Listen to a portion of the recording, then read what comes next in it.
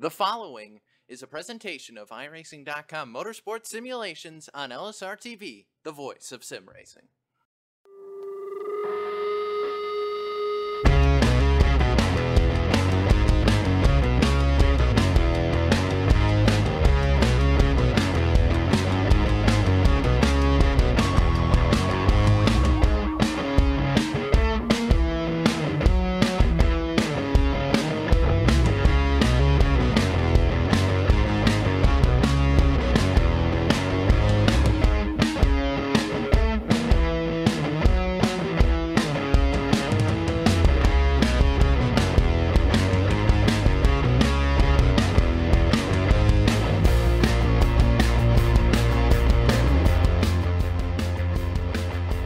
Live tonight from the Daytona International Speedway, LSRTV with you to say good evening, sim racing fans, and welcome to the Drive for Suicide Prevention Clash at Daytona on LSRTV and iRacing Live. Happy to be with you from the World Center of Racing, myself, Evan Pasoko, alongside with Chris Murdoch and Kelly Dahl in the LSRTV broadcast booth for you this evening. Downstairs, as always, the lovely and talented Cisco Scarlett. Chris, coming into tonight's race for the guys at the Drive for Suicide Prevention. This is their last major race before they have their first annual Suicide Prevention Showdown at Daytona. That race going to be presented by Pulse Autosport. That's in a little bit time. That'll be on the 3rd of September here on LSRTV at iRacing Live, and maybe our last look at some of the names that will be in that one as we get to see the trucks on track this evening for 80 laps around the 2.5 mile super speedway. Yes, Evan, the trucks at Daytona are always a great combination, especially with some of these drivers we have in this field. Just looking at them going around in this little bit of qualifying session, they're all over the place. They want that starting spot, and what a great cause they're doing this race for, suicide prevention. It's always a great cause, always have to be doing this with them, and it's a great warm-up race for that race on September 3rd. From what I'm thinking, they can get out all the jitters, figure out who they want to work with, and have everything set up for that time. So this will only help their chances in winning that race coming up here in a little bit of time, in only a few weeks, or a month, I think.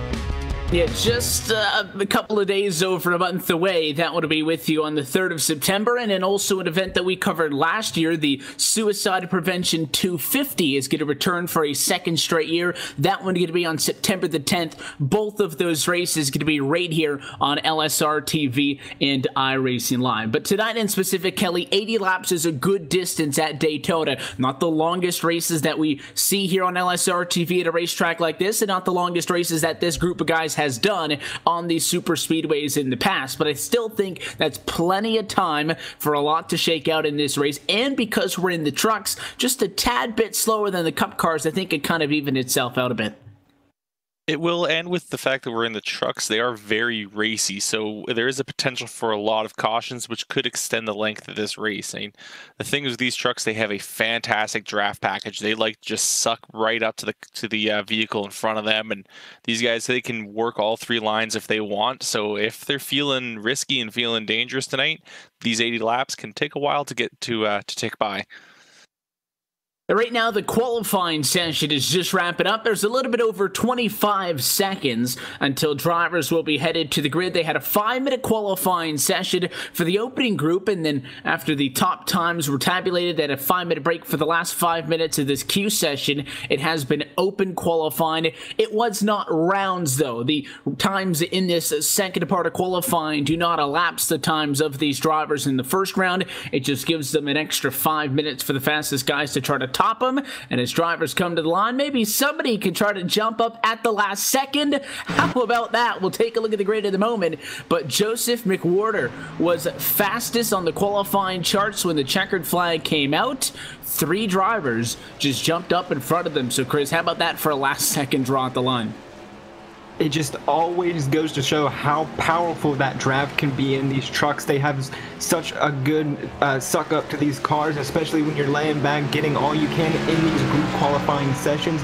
3 cars jumped up in front of that 32, which surprised me, Evan, but anything can happen here at Daytona. And the only way that those times were able to count, because once the checkered flag comes out, Kelly, anybody on an active lap can still finish their lap, and that's how we saw those 3 names go to the top. Yeah, and taking a look at those times, we've actually got a tie for pole right now. So there is 2 drivers, Sean Dewar and Cody Eldred, are both running a 45.874. So that is going to the 4th decimal place that isn't displayed here for us, but that is a very close time between those 2.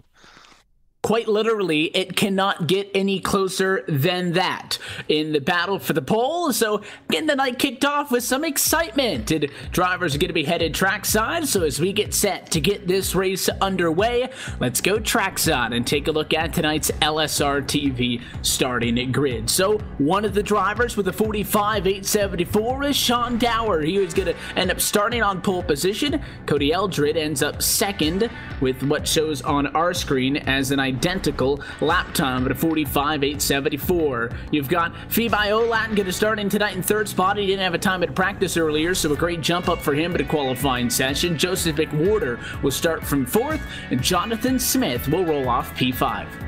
In that 6th position, it's going to be Hoyt Smith. 7th belongs to Dean Mull. Justin Bruns, 8th. 9th belongs to that 88th of William Krusker. Gary Weaver will round out your top 10. 11th goes to the 22 of John Daniels. 12th, we see the 12 of Caleb Weekley. Jared Ziegler rolls off in 13th. 14th, the 6 of Abbas Ladak. And Dakota Sadalak will roll off in 15th. Alongside him on what's going to be road number 8 is PJ O'Leary. He was a top 10 car in practice. He's going to find himself in the middle of the fray come race time. You look back to road number 9, 17th position. Going to go to Ian Martinez with Mark Johnson joining him at 18th position. Just behind them, M. Scott Lewis qualifies 19th. And to the outside of road 10 and 20th is Jason Kinzer. Tom Barr in that 4 machine is going to round out 21st. 22nd belongs to Matthew Almany. Trenton Johnson's going to be your last driver to take time here with a 50.515. He's going to sit 23rd. Tim Bragan is going to be 24th, and Chad Dalton is going to be 25th. Rounding out our field, we have Joe Lusk in 26th, 27th to Brett Taylor, Gavin Jones in 28th, 29th we see Daniel Fox, and rounding out our field of 30, Blake Rourke. To look top to bottom at your LSRTV starting grid as the field rolls off to quarter number 1. We get set to get tonight's Drive for Suicide Prevention Clash at Daytona underway. And for those who hang out around LSRTV here and there, that you are very familiar with this group of drivers that, again, doing this in support of a great cause. If you know anybody that needs some help and maybe need to reach out to somebody, you can always go to the National Suicide Prevention Lifeline. Lifeline provides 24/7 free and confidential support for people in distress, prevention, and crisis resources for you or your loved ones, and the best practices for professionals. You can call that number at 1-800-273-8255. You can also talk to the crisis text line by texting TALK, T-A-L-K, to 741-741. So we look forward to an exciting night, and we always enjoy when we get an opportunity to be with you at LSRTV and iRacing Live. It's maybe a little bit more exciting here and there when we get to do it at the plate track, because this kind of racing is so fun, and I absolutely love the trucks. But let us not forget, as we have a good evening as we get set to go green, Chris, with everybody doubled up doing it for a good cause tonight. We really are, Evan, and it's just going to be interesting to see who gets to walk away with these bragging rights, especially for a great cause. We have a lot of great names, a lot of strong talent in this field, and with adding these trucks in this and how easy they can suck up to one another, it's going to be great for great pack racing, and I'm excited.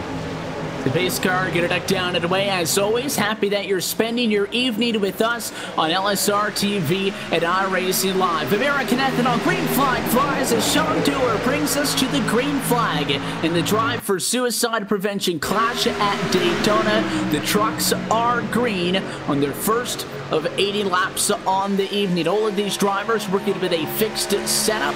One quick repair available in the back pocket. Fuel is set to 100%.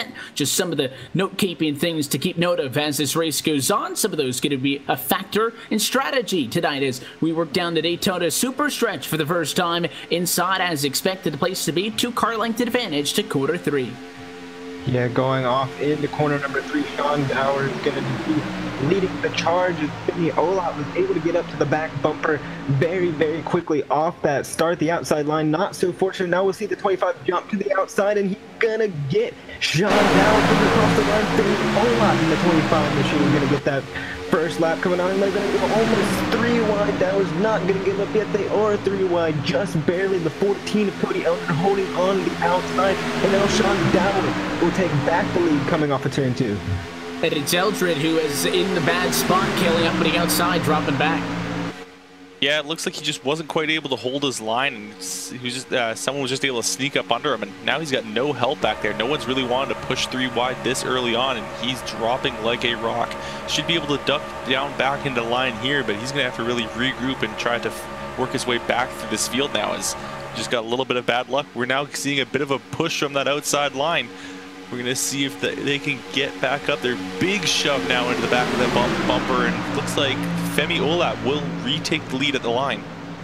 Olat just had it by 8/1000ths of a second. To do on the inside. Problems behind the race leaders, though. Caution flag is going to fly. Looks like issues with the number 4 of Tom Labar. That driver spun around just past the start-finish line. And it looks like that truck is going to come to a rest without ending up in the inside fence. But he had a whale of a piece of contact somewhere.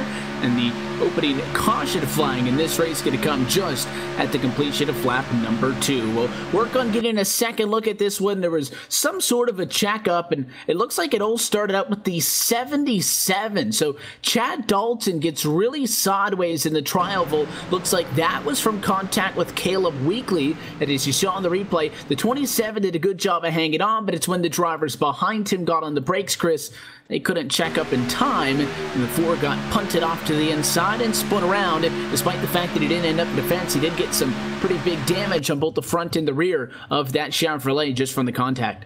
Yeah, he was more of just a sandwich in the middle. Got sandwiched between the 11 and the 46. That's Trenton Johnson and the 11 of Jason Kinzer there. He gets sandwiched in between, though. Lucky enough for him, it doesn't seem too bad. Even though he did get rear-ended pretty hard, he kept it off the wall, and it looks like he can get back going and have another shot at this. But very, very unfortunate for that Ford machine. He did a really good job of getting it slowed down, having vision in front of him to see what was going on. Just caught some unfortunate events there, Evan.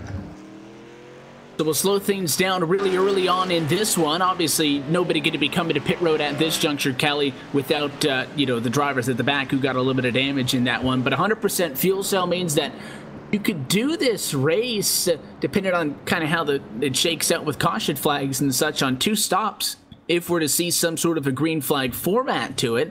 So there's no rush for drivers to force their way onto the pit lane this early on, I would imagine. Now, it's very easy to run 2 stops with this much fuel. I'd almost say it looks like actually we will have a taker. Oh no, Joseph McWhorter, he decides to just fake it there, see if he could throw someone off. But no, it looks like everyone's going to stay out on track. Possibly, hopefully the 4 can get a lot of that damage fixed here. I don't imagine he'd be wanting to take his fast repair this early on.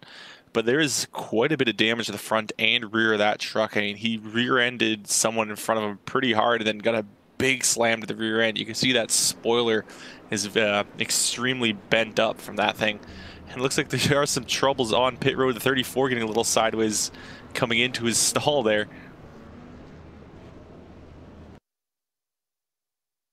So those drivers, even though it's under the caution flag, getting a little bit antsy into the box. You do have a couple of drivers down, and I guess if you're coming down at this point, and if it's for the drivers who were involved in the accident, and you really think that as you take a second look at those issues on the pit lane, might as well take 4 tires. You're going to be at the back of the pack. It is kind of sunset conditions here at the Daytona International Speedway. Partly cloudy, 65 degrees Fahrenheit atmospheric temperature, and on the racetrack it's 74. So it's not all that hot to the point where I think you really got to worry about these cars slotting around in tire wear, but you will definitely see, I think, all 4 of those tires get changed at some point, whether it be 2 here and 2 there, or at some point under a caution flag, like some of those drivers coming down getting 4. Not a big factor, but there definitely is going to be a noticeable difference in the tire degradation from a nighttime race to the conditions that we're seeing right now.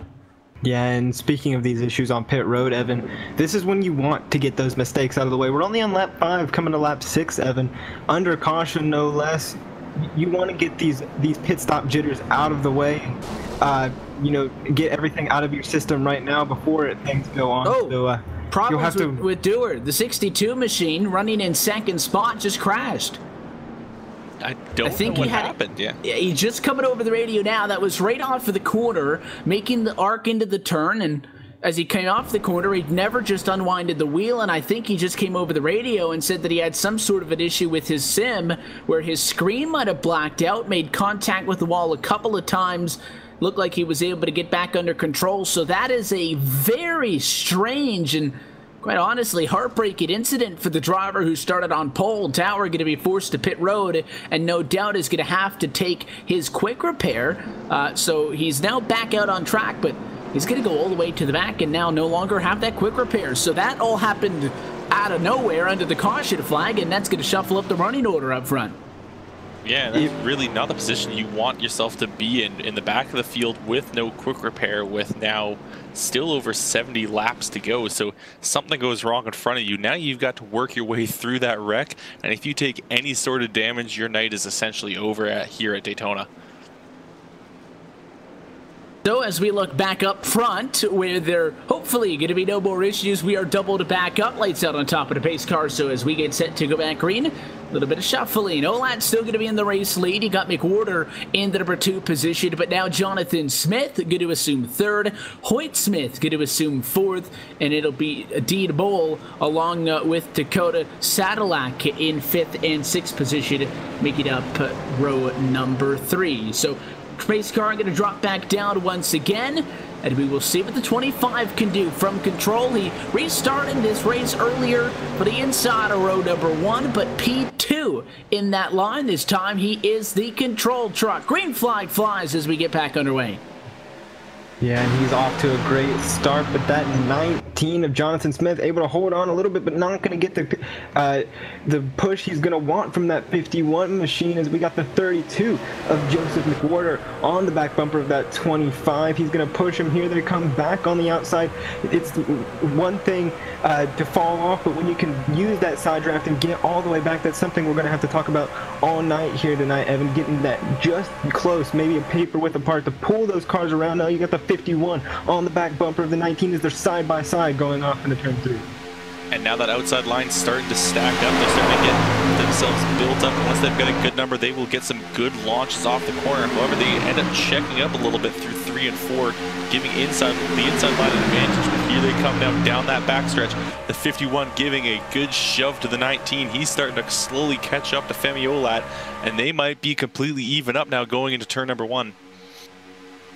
Yeah, unlike on that first drop to the green flag, the outside has fared much better in this one. Smith on the outside has not fallen back at all, and mainly in due part to the 51 at Dean Mole. Mole has been all over the bumper now. Big run at a quarter number 2. He's got a good, decent stretch. Halfway down the back straightaway. Looks like the 19 machine may be able to clear it as he commit to the bottom.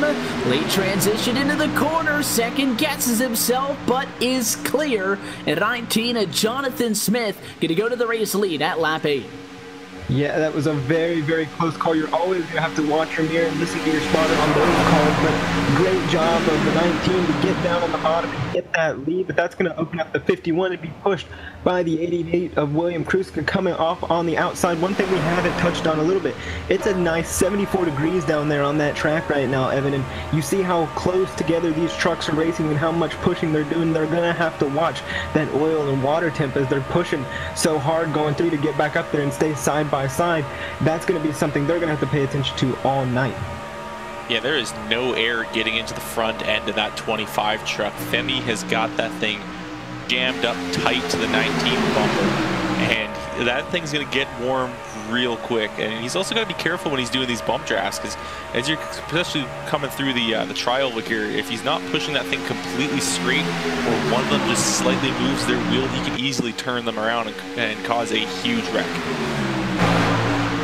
So starting to see just a little bit of separation towards the front. It's about 3-4 rows back, but quite honestly, this lead pack is doubled up all the way through 14th position, and then when you go to 15th, 2.7 seconds back, those guys aren't taking it much easier. You would think dropping it back for the race lead, you'd take it easy, but that second group, almost 3 seconds behind, is just as aggressive, 2 by 2 and so on forth, as the guys up front are. Meanwhile, challenging for the race lead once again is Olat, the 25, trying to get himself back into that position which he started this race. 10 laps of 80 going to be complete as of this time by the drag race one, but the drivers on the inside, but up front, great pack action as the inside and the outside are both stock full of support.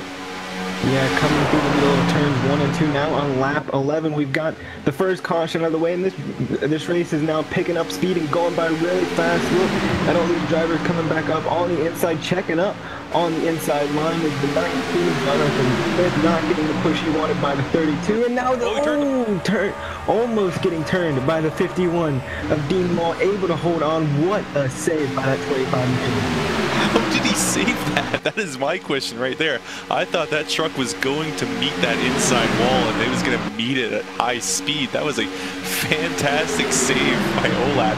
I guess now he's going to work the bottom line, and he's worked to be quite effective. But here comes a good push on that outside, and he's not going to quite get clear this time around. But coming down that backstretch, they are going to get a huge push. Especially look how bunched up they are on that high side. So a little bit of a dicey situation for the 25, kind of disguised a little bit of a shove down the backstretch into a move to the inside. It all worked out in the end. You got a good look at it on the LSRTV replay there just a minute ago. But now the 51 of Mole, who has been so good on the outside at pushing, and ironically enough, he started on the inside of the racetrack, but it went up top, wanted the challenge. He's pushed a handful of drivers to the race lead. Now he wants his own shot at it. He's got it at the start-finish line, but can he get clear to turn 1? It's a lot more difficult with that tri-oval to clear somebody between turns 4 and 1 than it is to clear somebody between turns 2 and 3, and he lost all that momentum now in the center of the turn, and the inside pulls back by a truck length. Yeah, and that's what something I noticed just there is the 51 moved down just a little bit early before that 88 did, and it disconnected him. Now look, William Kruska up on the outside, going to get turned. The 22 up into the 88, hard in the inside wall. Oh, and he came back down. No caution yet, and they're getting collected. 22 spinning back up into the outside wall. That's going to be the second caution of the night. So close to avoiding that one. Obviously, you saw the 22 get out of shape. The 42 got him at a left rear quarter panel into the corner, and you know, those 3 drivers made a contact, but it looked like we were going to be okay. Kelly, you, though, somebody who's driven on these super speedways, knows very well that if you get a car on the fence, it's very difficult to get it off the fence, and John Daniels pulled really hard to the left to get that truck off the wall, and by the time he finally did, it just turned him right down into M. Scott Lewis. That's what punted him back up, sent him around, and that's why the caution flag is back out. Yeah, it sometimes feels like you're glued to the wall, like the second you just scrape it. So you crank that wheel all the way left, trying to get it, you kind of trick yourself into thinking, I need more wheel to get off the wall, I need more wheel. And then the second that you kind of get off that, we finally do get off the wall, you get all that grip to your tires suddenly, and your car just gets flung around. And that's what we saw right there. He had that wheel cranked all the way to the left to try to get himself off the wall. And the second he did separate from the wall, he got sent flying down to the row of trucks underneath him, and some heavy damage to a few of these guys. But they are lucky enough to have that quick repair. Problem is, obviously, nobody comes into a race planning on using that quick repair, but I like the concept of having it for the issues that we saw with Sean Dewar. He was running in second under the caution, had some sort of an issue with his screen on his sim. That car ended up into the fence. The quick repair allows him to stay in this race. And by the way, under green, drove himself all the way back up from the back to 14th position. He made his way 50% of the way through the field to under that what was a pretty good length stint at about 9 laps in distance. So the 62 did a good job, but obviously the bad thing with the quick repair is you use it up now. If you get involved in an accident later, you're done. So something to keep in mind, and that's why, you know, we get 3 or 4 cautions in a race, Chris. Things are not really going to knock down the number of cars on the field. We'll have, you know, drivers get stuck laps down, and they'll hope to get yellows to get back to the lead lap, but anything when you get to 5 or 6 yellows, then you're starting to see guys get involved in incidents for the second time. And that's where you really start to see big numbers drop out of this thing. Only 2 cautions, though, so far at this point into the caution at lap number 15. Race leaders, once again, deciding not to all come flocking down to the pit lane. A couple of drivers did from up front, but for the majority of your race leaders, including all in the top 5, they did not come in.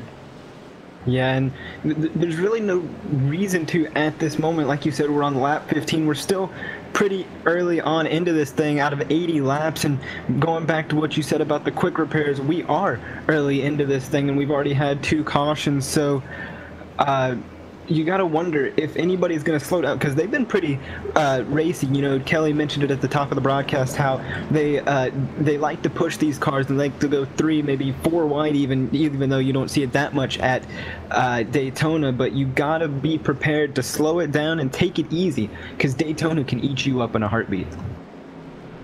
And some drivers have already, unfortunately, experienced that firsthand in just the young opening laps of this race. And that's why I really paid attention to when we were watching the battle for the race lead on that short first stint in this race, the fact that the guys up front were side by side and fighting and for the race lead, as you would expect. But even the drivers 3 seconds off in that secondary pack, as opposed to getting single file in line to either hope to catch back up to the race leaders or to just take it easy, they were also side by side. Now, first green flag of the race, I know that, you know, guys are a little bit antsy and want to get going.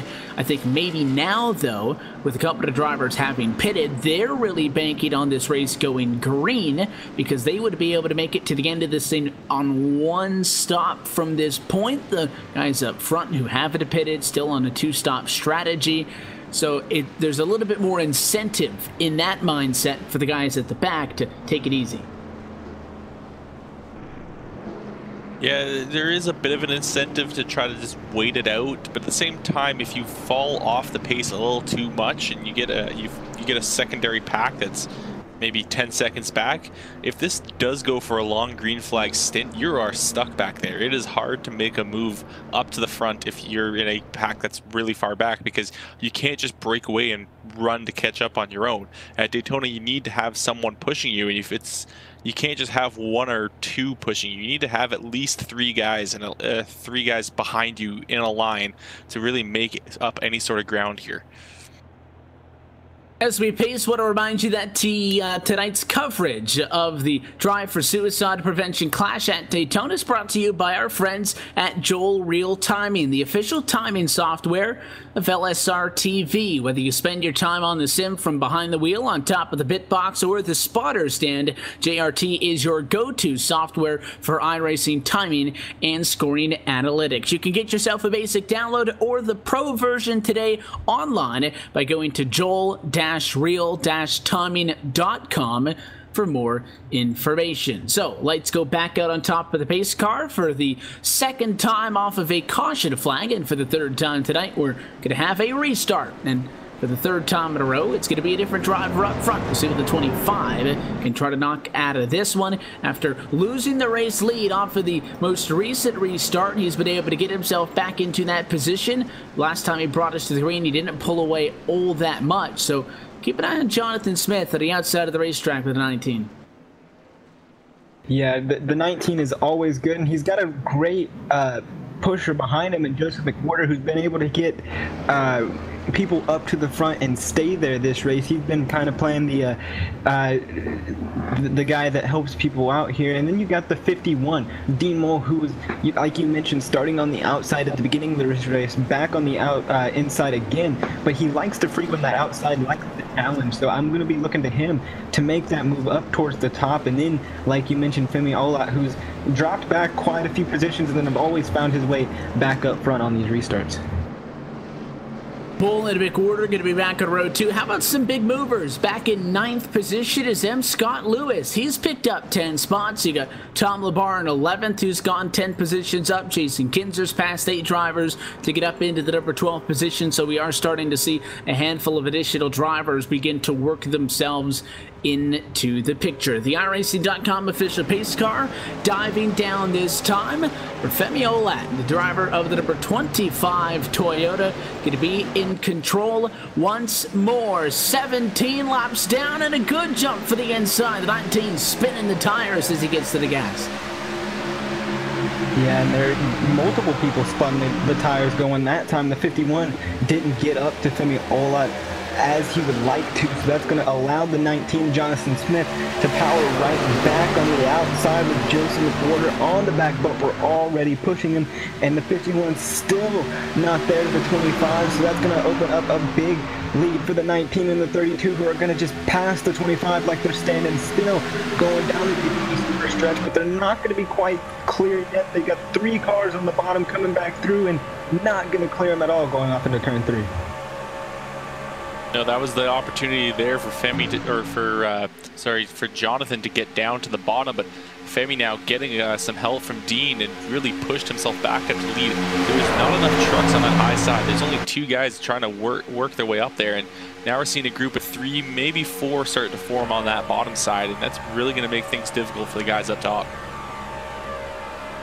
So now there's only those 2 on the outside of the racetrack. The 19 probably could have gone to the race lead if he wanted to. The last time down the backstretch, he was clear of the 25, but the 32 was not. Looks like those drivers committed to stick it together. Yeah, they are pretty committed in the 14 of Cody Eldridge dropped off those 2, so now it's a 2x2 battle up on the front end as the 14, and then look, out of nowhere, just behind that 14 machine, the 62 of Sean Dower, we mentioned him, up to 14th, now he's up to 6th, Kelly, as he's coming through, he's moving through this field really quickly. We got a few more cars, a whole pack of cars coming up the back end of them. Yeah, Dower did not waste any time getting himself back up to the front, and now he just needs to pass a few more trucks to get himself into that position that he was in when he had his technical issues now. So he just needs to find his way around there. He needs to, but he's not getting up to the bumper of that 14. He's not really helping the inside line that much, and now it looks like we're starting to get a few more trucks that are going to help out on the top side. And if you take a look at the 40 with Gary Weaver, he's got a special paint scheme on board tonight. He's got a Lincoln Park design on that entry. We've had this event scheduled for quite a few weeks, but with the recent passing of Chester Bennington, best known as the frontman for Lincoln Park, kind of reminds us of what we're doing tonight's race for. So in honor of him and all the other victims of suicide, we'll go quiet for lap 21.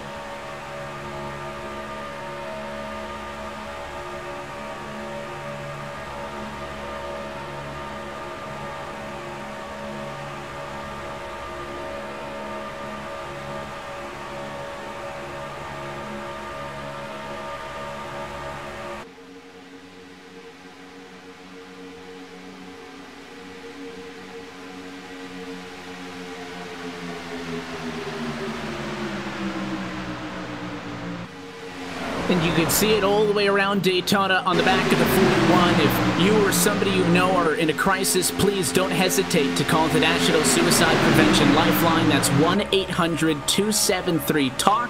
1-800-273-8255. Again, you can contact the crisis text line by texting TALK to 741-741. There's countless of different opportunities to reach out to somebody online at afsp.org, as well at suicidepreventionlifeline.org. So as we continue to work our way down through to the quarter distance marker in tonight's suicide prevention clash at Daytona, keep an eye back our focus to the front of the field. Nothing has changed as we rode along board and took an eye on that 41 of Gary Weaver, who's got those special colors on board tonight. And Obviously, a handful of different paint schemes out there. The 32 has the suicide awareness ribbon on board. So a shout out to all of those drivers for making that happen on their cars here tonight. And hopefully somebody with some of those decals can make it up front come the end of the evening. But right now, that top spot is occupied by the 25 of Olat. He is starting to establish himself, guys, now as we begin to work our way into the middle portions of this race, is the guy who's really got control over this thing. He's been able to lose the race lead to get it back, and oh, there's problems with the 19. Jonathan Smith, just like that, is up and over. Big caution. Collects the 41 as well on the high side as he was flipping through, clipped that 41 and sent him into the outside wall. What a ride for that 19. The caution is going to come out. Just talking about the guys on the front row, Kelly, and second time tonight we've seen something abruptly happen like that. These trucks get really loose when they go into that tri-oval, and I think it was just the case that the 19 and the 32 looks like they were still pushing. So as the 19 starts to make a turn, no longer is that 32 squared up with a bumper, and it got the 19 hooked sideways. That 25 is so lucky, though, that he didn't get turned as well. I'm looking at it, might have also, they got in, looks like the 51 didn't quite keep it all the way to the bottom. It looks like he floated up a little bit in the tri-oval and might have clipped both the 32 and the 19, which kind of set that off there. So it was either the 32 pushing the 19 just a little too much, or maybe the 51 of Dean Mold got a little up off the yellow line and tagged these guys on the high side. They were kind of trying to work the side draft and squeeze that bottom side through the tri-oval. The third caution on the night, this one obviously the latest into the race. Now I'm starting to think Chris drivers will be coming down pit road. Yeah, definitely, especially there were 3 more drivers involved in that wreck other than the 51. We had the 31 and the 43, that's Daniel E. Fox, and the 43 of not Gary Weaver, it was Matthew Almany in there as the 41 came off the outside wall. So a lot of drivers going to be using their quick repairs this race, as most of the field was able to skate by on that yellow line. We'll see just how many of them do decide to come down to the pit lane, as they just caught up to the pace car this last time by. Again, pitting now would safely put you into a window to be able to make it to the end of this race on one stop. However, for Olado, thought he was going to fake us out. Late dive, he's down pit road. Mole, Eldred, Dewar, Labar, everybody up front down pit road for service. It's not too surprising. I was about to make a mention of it before we had that caution come out, but a couple of these trucks look to be getting a little out of shape going through the turns, especially on the bottom side. Actually looks like Femi Olat might have slid through his stall just a little bit there. I think the 92 did as well, so like a few of these trucks just sliding a little too far on the brakes, and looks like the 14 might have taken 2 tires. A lot of trucks are actually going to pass that 25 after that those pit road issues. So everybody going to rush in and out of the pit lane. Something that kind of caught me off guard as the drivers were coming down pit road was against Sean Dewar in the 62. Continues to impress on how he's getting back up through the field. He came down pit road, a couple of spots back in line, decided to go with just 2 tires. Wasn't good enough to win the race off of pit road. Those honors are going to go to the 14 of Cody Eldred, but he does continue to pick up spots. Now, not everybody decided to come down and pit. The number 71 of Jared Ziegler has decided not to pit, so he will go out to the race lead. And the driver who had assumed second position, Blake Rourke, also did not pit when pit road was open. He has some sort of a penalty, though, so he's going to have to drop to the back. So only driver that ends up staying out in front of the guys up front is the 71. However, I wouldn't be surprised if he does decide to pit this time by, get the fuel, get 4 tires, drop to the back of the pack and ride just a little bit more. But he could decide to stay out. We'll have to find out this time by. Yeah, and here's where the golden decision comes into play here, Evan. As we get up to the pit lane, he looks like he's gonna stay out. He's not even faking anything. He's gonna stay out, resume that lead, so that's gonna bump off your pit road race off winner, Cody Eldridge, to the 2nd spot. And we'll have to see how that 2-tire strategy played. We mentioned it a little bit before the broadcast before the race started here, Evan, and how much that would mean to that. And you know, Cody Eldridge started 2nd. He's been in the top 5 pretty much all day, so don't know why you would not take 2 tires on this one and gain some more track position. And the thing to keep in mind is this is really the first pit stop in the pit cycle under the yellow, which we've seen everybody come down to the pit lane. Now, for the 71 of Ziegler, the advantage that he may have had to be able to make a decision to stay out and put himself in a different strategy is by pitting on those earlier cautions. He pitted on the second yellow flag at lap number 15. So, Kelly, he's not running down to the end of the fuel that he's got on board. He's recently topped off. He does have about 10 laps left than everybody behind him at this juncture. But again, if you luck out, you get a caution in 15, 20 laps or so. Not too soon enough, because again, these guys waited 3 yellows and 25 laps to pit, so you don't want a 10-lap in caution, and you'd probably have to come down and pit. Nobody else would pit. But if he can get one in the sweet spot, maybe 20 laps from now, 25 laps from now, he would have to pit for fuel, and everybody else would then opt to pit for fuel because they'd be more than halfway through that stint. I think that's kind of what the 71's banking on with this. Yeah, it is a risky move, but it has a good payout behind it. So we'll have to see just how much it shapes up for him. But it really is exactly how you said. He has to wait, or has to get that caution at the exact right time. But also, if he holds that lead when that caution does come out, a lot of people do base their judgment off of how many people go in, or how much or if the leader goes in. So if he's up front when that caution does fly and he ducks down the pit road, maybe a few other people will go, well, since the leader's going to go, I should go. And so he kind of can make his own luck there as well. Lights out on top of the pace car. The plot continues to thicken as this one runs down, going to be just shy of lap 30. So, cautions in the opening 30 laps of this race, about 1 every 10 laps is the average that we're hitting at this point. Means that this race hasn't rushed its way through to the halfway point, but we're really not all that far. And again, whenever we see races here at Daytona, Talladega, especially on Friday nights, as you will see tomorrow from Talladega as the Super Speedway Cup Series returns to LSRTV and iRacing Live, it's 100 laps. These guys, we mentioned a couple of upcoming races. That'll be right here on LSRTV and iRacing Live, September the 3rd.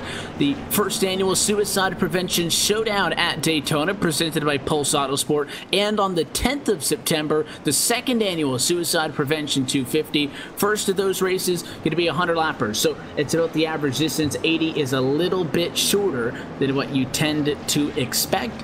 So that has been a big factor in the fuel numbers that we've been kind of crunching to this point. So big shakeups under the caution flag. Sean Dewar, good pit stop, second off of the pit lane. He'll be in third. But let's see what Jared Ziegler can do. First time for the Sirius XM Toyota to be in control of the field. Yeah, he started all the way back in 13th, didn't hit a practice time, so this is where he's actually going to get to show what he has to this field. Jared Ziegler in that 71 machine gotta get a good start, gonna get that Sean Downer machine in that 62 has been proven to be fast already up to his back bumper, and they'll be off and away.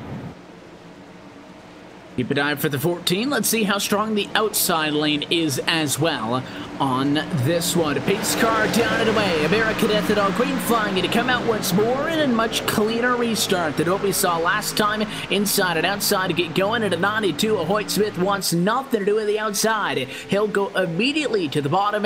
That's not good news for the 14 of Eldred. He'll be without help for most of turns 1 and 2.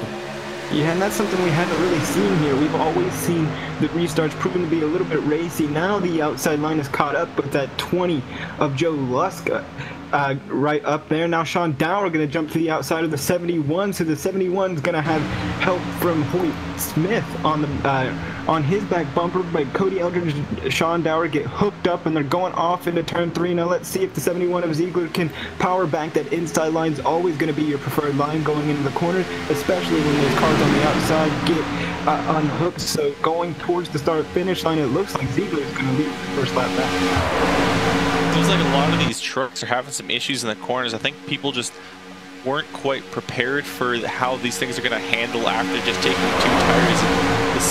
It looks like now they're going to start to get a little bit more of a grip on it, but a lot of these guys, the first few corners there, were just wiggling a lot, trying to figure out how these trucks were going to turn into the corner.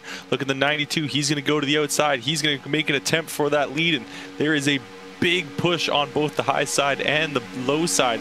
92 will get clear. He's going to move to the bottom. He's not clear, though. He's going to check out the field, and it looks like everyone's going to stay pointed the right direction, and somehow we stay green. caution is now going to come out. I thought they had it. You had a lot of guys getting sideways, and the guys up front hung on to it. That wasn't the issue. Somehow, I might add, that probably should have been a caution in its own right. You had the 4 leading drivers on the inside of the racetrack check it up. They saved it. The problem is the rest of the field couldn't quite catch it as quickly, and I think it was the 27 who got turned in quarter number 3. No, it was somebody a little bit further back than him. It was the 25. So how the tides have turned for Femi Olan, who was leading this race not that long ago. He's involved in what's a pretty big accident well behind where it all started. Yeah, and that's the thing with these trucks, Evan, especially at a track like Daytona, coming off or into the corner, you can't really see the best, and these trucks do not slow down fast. So when you see all that jumbling, who they did a really great job of saving it up there, when you see all that jumbling going around up front, you can't really slow down, especially with people all over your back bumper. So that's exactly what happened to the 25. Unfortunate for that driver, but it's kind of the play you have here at Daytona when you're going through those corners. So caution to back out, and that shuffles up the running order up front as we saw Ziegler fall to 4th. Again, he's on a different pit strategy. He would like for drivers to come down pit road. Tim Brannigan is pitting from 3rd, although Ziegler notices that most of the race leaders are deciding to stay out. However, a lot of drivers from behind are coming down pit road. So a lot more drivers than I would have thought are hitting the pit lane. Yeah, there was a lot of drivers involved in that last caution, so a lot of these guys will get some repairs, and maybe these guys aren't happy with how the trucks were handling on 2 tires. Maybe just they want to get some fresh Goodyears on the left sides there. As those drivers come down in pit, going to be no change up front. Sean Dewar, after losing the race lead early, having an issue on his sim, losing a screen, crashing into the inside fence, getting a quick repair coming from the back to the front. He is back to the race lead 8 laps before the halfway point. So how about that as a tip of the cap to the driver of the 62? I know, he's been doing very well here, Evan, here tonight. And in something to Jared Ziegler's defense about staying out this long, we are on lap 32 here.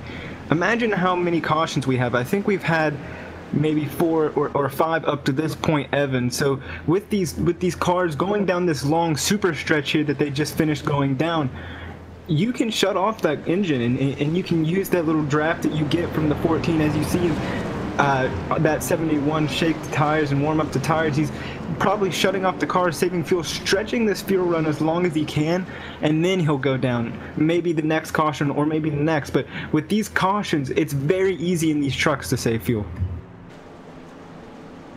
And they've got a lot on board to save, so you have to wonder, well, we're not into that window yet, with 50 laps, just under 50 laps, going to be 48 this time by to go. Somebody's always thinking a step ahead, and if we have a race where, you know, it goes green and you can get 1 or 2 cautions, it's a lot easier, Kelly, for us up here pushing the numbers to kind of see what strategy everybody is on. But when you get, you know, a 5-lap run and then a 15-lap run and a 10-lap run, it's so intermittent, and you can fit like 3 or 4 of those cautions into what you have on board in a fuel run, that it makes the strategy so difficult to follow, not only for us, but for some of the guys on track as well. So if you don't have a guy up on top of the flag stand really writing down these numbers for you, you may have no clue, if you're a Jared Ziegler in 3rd, what strategy the Hoyt Smith behind you is on. And if you're a Hoyt Smith, you might not know what strategy Caleb Wheatley behind you is on. And that kind of creates a little bit of uncertainty. Now, I think that it'll all work itself out at the end. I don't expect drivers to be running out of fuel coming to the white flag and, you know, 45 laps or so from now. But something to note that there really is no, at this point, uniform strategy on pit stops. Everyone seems to be kind of doing their own thing, coming in when they feel they should. It doesn't really seem like anyone's on a strict set fuel window, though. It seems everyone's being a little bit flexible, but everyone does have their point where, okay, I want to come in somewhere between, you know, this lap and this lap. But we did see on that last caution, a lot of people did come in, so it's not like everyone's saying, no, I have to make it to at least this point before coming in. But it is going to be interesting to see how everything shapes up in the end, because Jared Ziegler, he is kind of still sitting in that position where he could possibly get that lucky caution, but at this point now, it's going to be a bit difficult for him, and he really does not want to be stuck out there doing a green flag stop, because that will put him down at least a lap. Curious to see if the lights go out on top of the pace car this time. It would get us back underway come lap number 35. Survey says lights are out, so we are going to get a restart. Sean Dewar, first time tonight since the first one on the night, is going to go back up front. And interestingly enough, Eldred, who started second, going to be alongside in the front row again. So we're getting the band back together up front, which is quite the contrary compared to almost everybody else in the top 11. Only 3 of those names started inside of the top 10, your biggest movers. Jason Kinzer, who started 20th, he's up to 8th position. Trenton Johnson, who started 23rd, is up to 10th.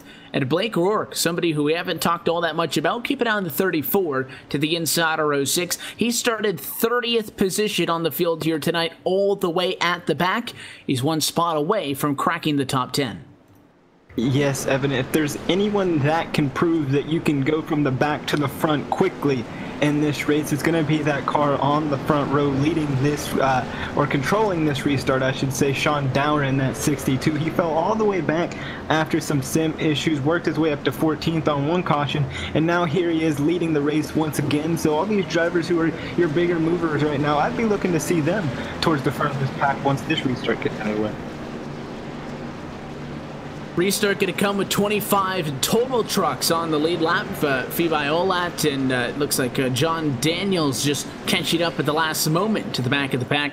A couple of drivers still in the race. Down a lap, 1 lap down is Avis Laddick, who is in 26th. Jonathan Smith, 2 laps down, 27th. 4 laps down, 28th is Chad Dalton. Matthew Almody and Ian Martinez are out of this race at back in 29th and 30th position. So pace car drops to the safety of the pit lane and to the restart box, and the green flag flies once more. 6 laps to the cross flags at Daytona. Just like the last one, good restart for the top and the bottom. Looks like this time the second driver in line on the top is going to stay up there. So Hoyt Smith looks to give a big push to Eldred to 1 and 2.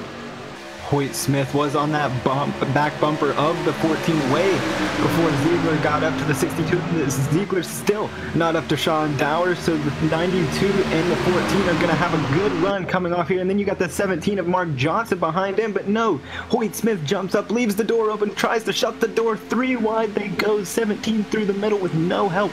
He's got the 11 of Jason Kinzer coming up, but now the 92 of Hoyt Smith's going to shut that off. That's going to jump on the outside line way up, and there you see Mark Johnson trying to slide down, and he's going to do it in front of Ziegler. So a wild first lap for that high side as they come off a turn 4 across the start. There was a lot of moments there during that back stretch where we came extremely close to getting another big wreck, but somehow everyone stays off of each other, and we're now shaping up to a bit of a one-line battle at the moment. The 92 is still trying to regroup up there on that high side. No one else, not too many trucks really up there. You just have the 2 that are on the high side trying to compete with that 4-car push on the bottom. Looks like the 17 to 71 almost looked to go to the inside. 71 really dropping back off the 17 now. I don't know if there was an issue with that truck or if he just lifted, but he dropped way off coming into the turn number 3. Cost him quite a bit of time, and now the outside are going to have to try to dig themselves back up as I shift to the battle for the race lead. Inside good by 2.5 truck lengths that time by the start finish line. The reason the outside was such a good place to be early on in this race was the fact that they had strength in numbers. You had 6 drivers on the inside line and 6 drivers on the outside line, and despite the fact how uniform that restart at least appeared to be, it's not the case, because now you've got twice as many drivers on the inside, and you can make an easy case that the inside is the preferred line. So for the outside to work, you need at least as many, if not having more drivers than the inside line would definitely help. So the 92 and the 11, they're doing what they can. They're holding even, going for the side draft in the corners, trying to stay there, but I don't see the 92 being able to make a move for the race lead with just the 2 of them. You see, it all depends on how well Eldred and Dewar work together on the bottom, but I still gotta say that this guy's topside, especially if the 92 needs some help, but it may be coming.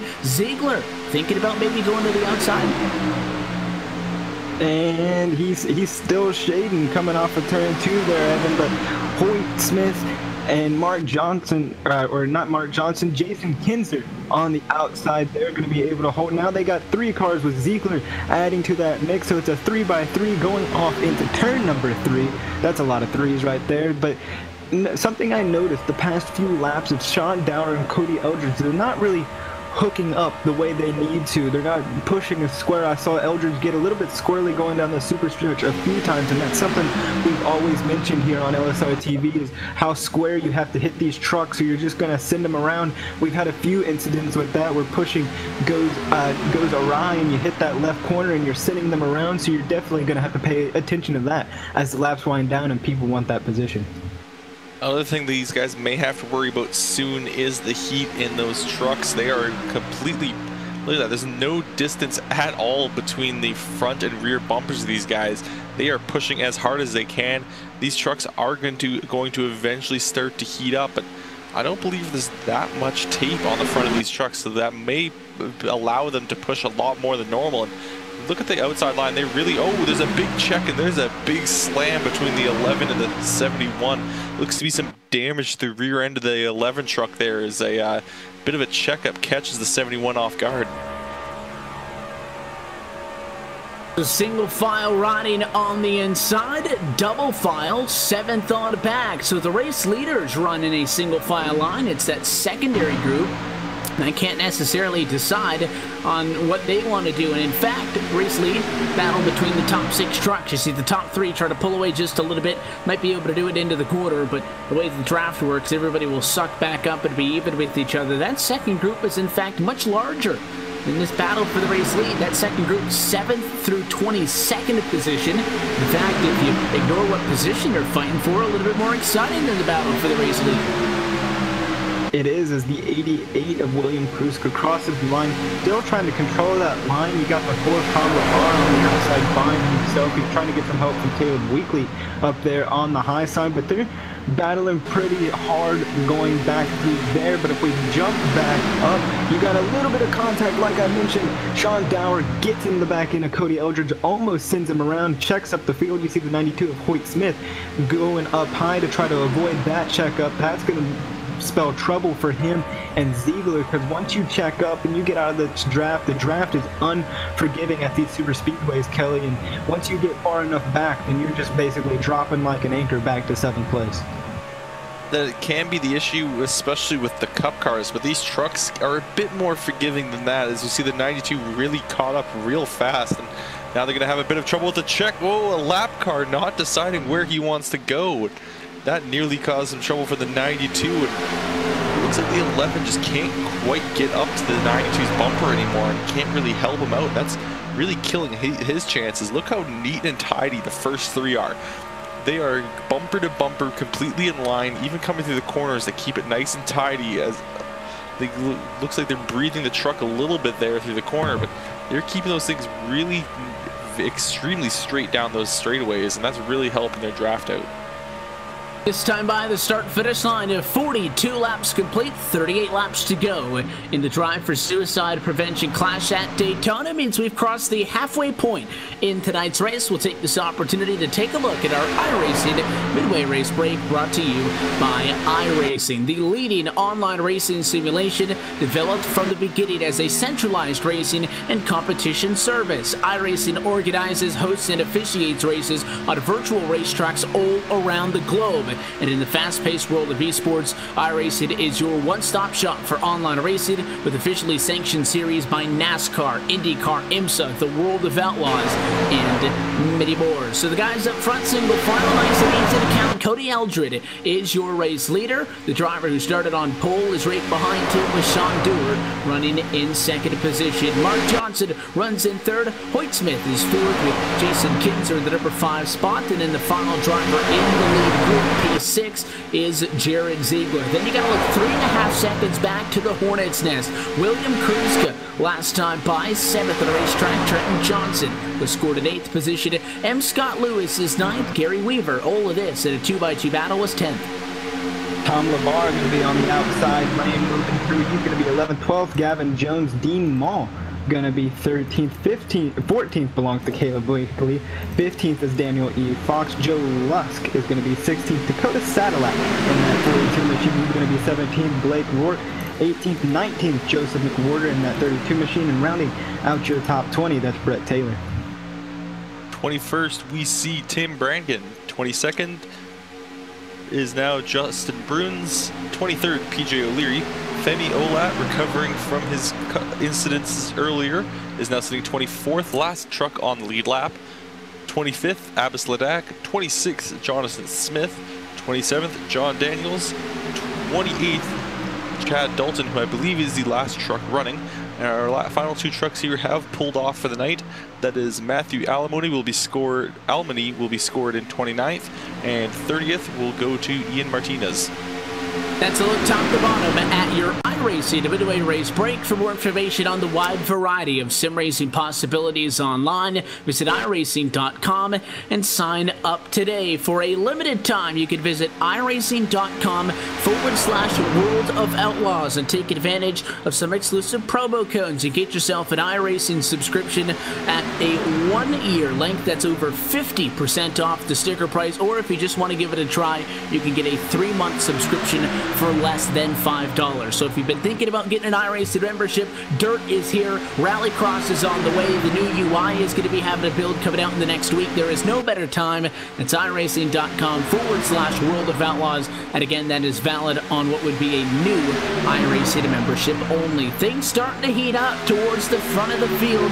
Cody Eldred in the 14 machine will drop from the race lead to 4th position. That lap alone is a 17 of Mark Johnson. Valiant charge to the front with the help from the 92 Hoyt Smith. He will take over the race lead. First time up front for that 17 today.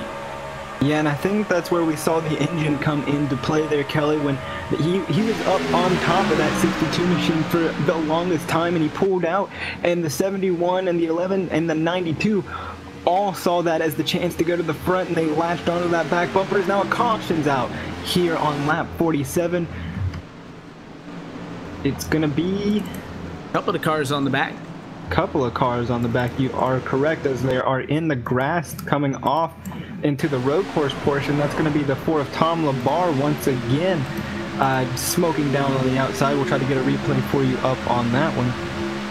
It was him, and it almost looked like it was a lap car when I first looked at it. I don't know what happened to the Sim Nation race at entry, but he lost a lot of speed off of the quarter. He was dropping back on the 3rd most lane, and it was just slow compared to the trucks around him. And Kelly, he's in his line. The driver behind him pulls up to him, not wanting to force a 3 wide. And in retrospect, maybe he should have backed off a little bit, but I don't think there was really much that Daniel E. Fox could have done, because he was getting pushed by 2 more cars and hit him in the right rear quarter panel. Maybe a little bit of indecision, tried to pass him at the last second, and it really upset that 4, and then the 4 came back down, tagged the 41, and that's where all the problems arose. Yeah, it looks like the 4 just got stuck on the high side, didn't have anyone pushing him, so really just didn't have the speed. Looks like he also has some damage to the rear end of that truck, so when he did drop down back into that second line, the guys that caught up to him really closed on him at a high rate of speed, so I guess that might have caught the guys behind him off guard.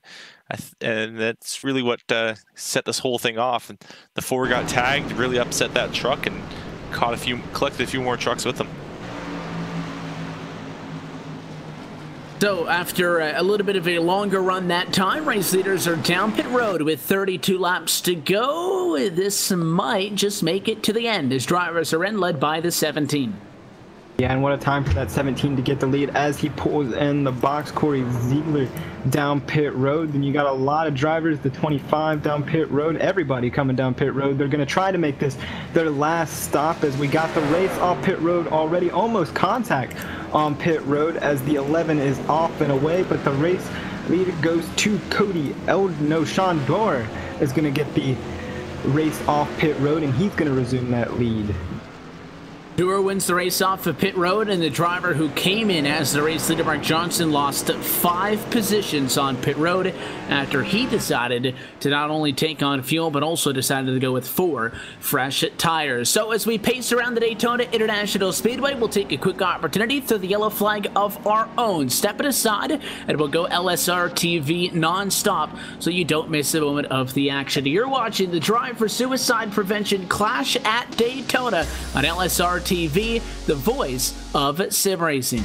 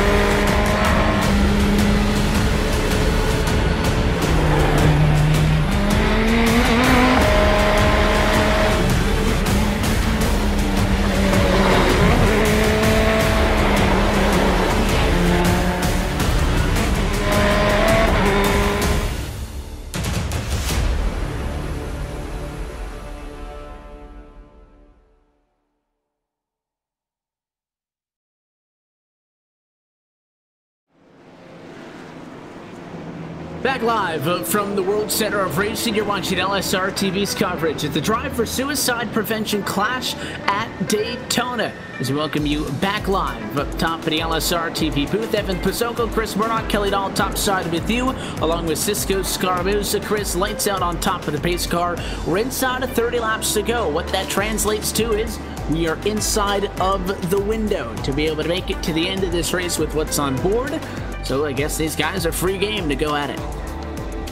They really are, and this is when they are going to start going at it. This mark to about the 15 lap mark is when you're going to see things start to heat up, and people are going to start working their way to the front and be a lot unforgiving. Communication is going to be key to find out your friends to get towards the fronts, but once you hit that 10 lap to go mark, Evan, then the friends go out the window and it's every man for himself.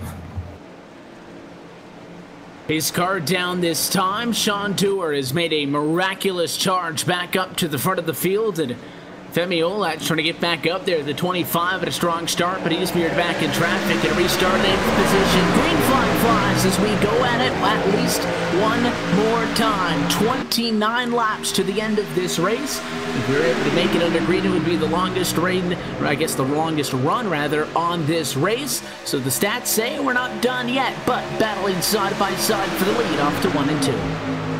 Yeah, and the inside line got the best restart I think they've had all night. Kelly the 92 and Hoyt Smith getting up on Sean Dower. Cody Eldridge is going to be left out to dry. He's going to have no help all the way back to the 11 Pinzer. He's going to drop a few positions, which leaves that inside line dominant going off in the turn 3. And I thought the outside line was actually going to win that race, or this kind of early on race here, because they were very tight together going into turn 1. And now we're seeing 92 make a move. Hoyt Smith going to the outside with a lot of help with him. Dower left with no one on the inside. Now the 71 will catch up to him just in time. It will save him. The 92 not quite clear, will get clear before turn 1. He drops the inside. Hoyt Smith to the front. He's going to charge his way to the point in this one, trying to lock it up, but there's still plenty of time left in this race. I don't think you can consider yourself safe up front. A lot can happen in 27 laps at Daytona, but the biggest thing I think is getting inside of the top 10. If you want to be more specific, get into the top 6. That way, if it breaks out 3 wide, you could be in the front 2 rows. The outside really stalling that time in 3 and 4 as the U2 there, Scott Lewis, got checked up, and obviously the drivers behind him had to check up too. You've seen what happens when you try to push a slow race car that's in front of you on a racetrack, so that almost kills the outside line effectively, and now the inside just like that taking advantage, and a mutiny. Here comes the 62 and a 71. Both of those drivers going to step out from behind Hoyt Smith.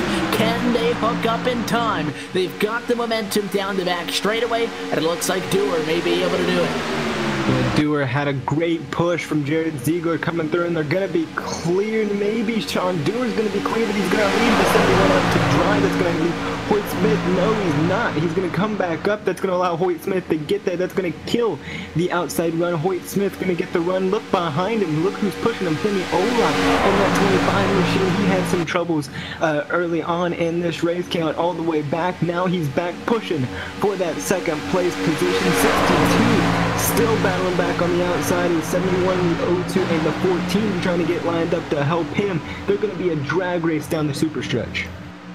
Yeah, but Femi is pushing very well. He's right up to that bumper of the 92, but behind him, there's a bit of a gap to the 51. And look on the outside, 02, 71, 62, nose to tail, getting a great push.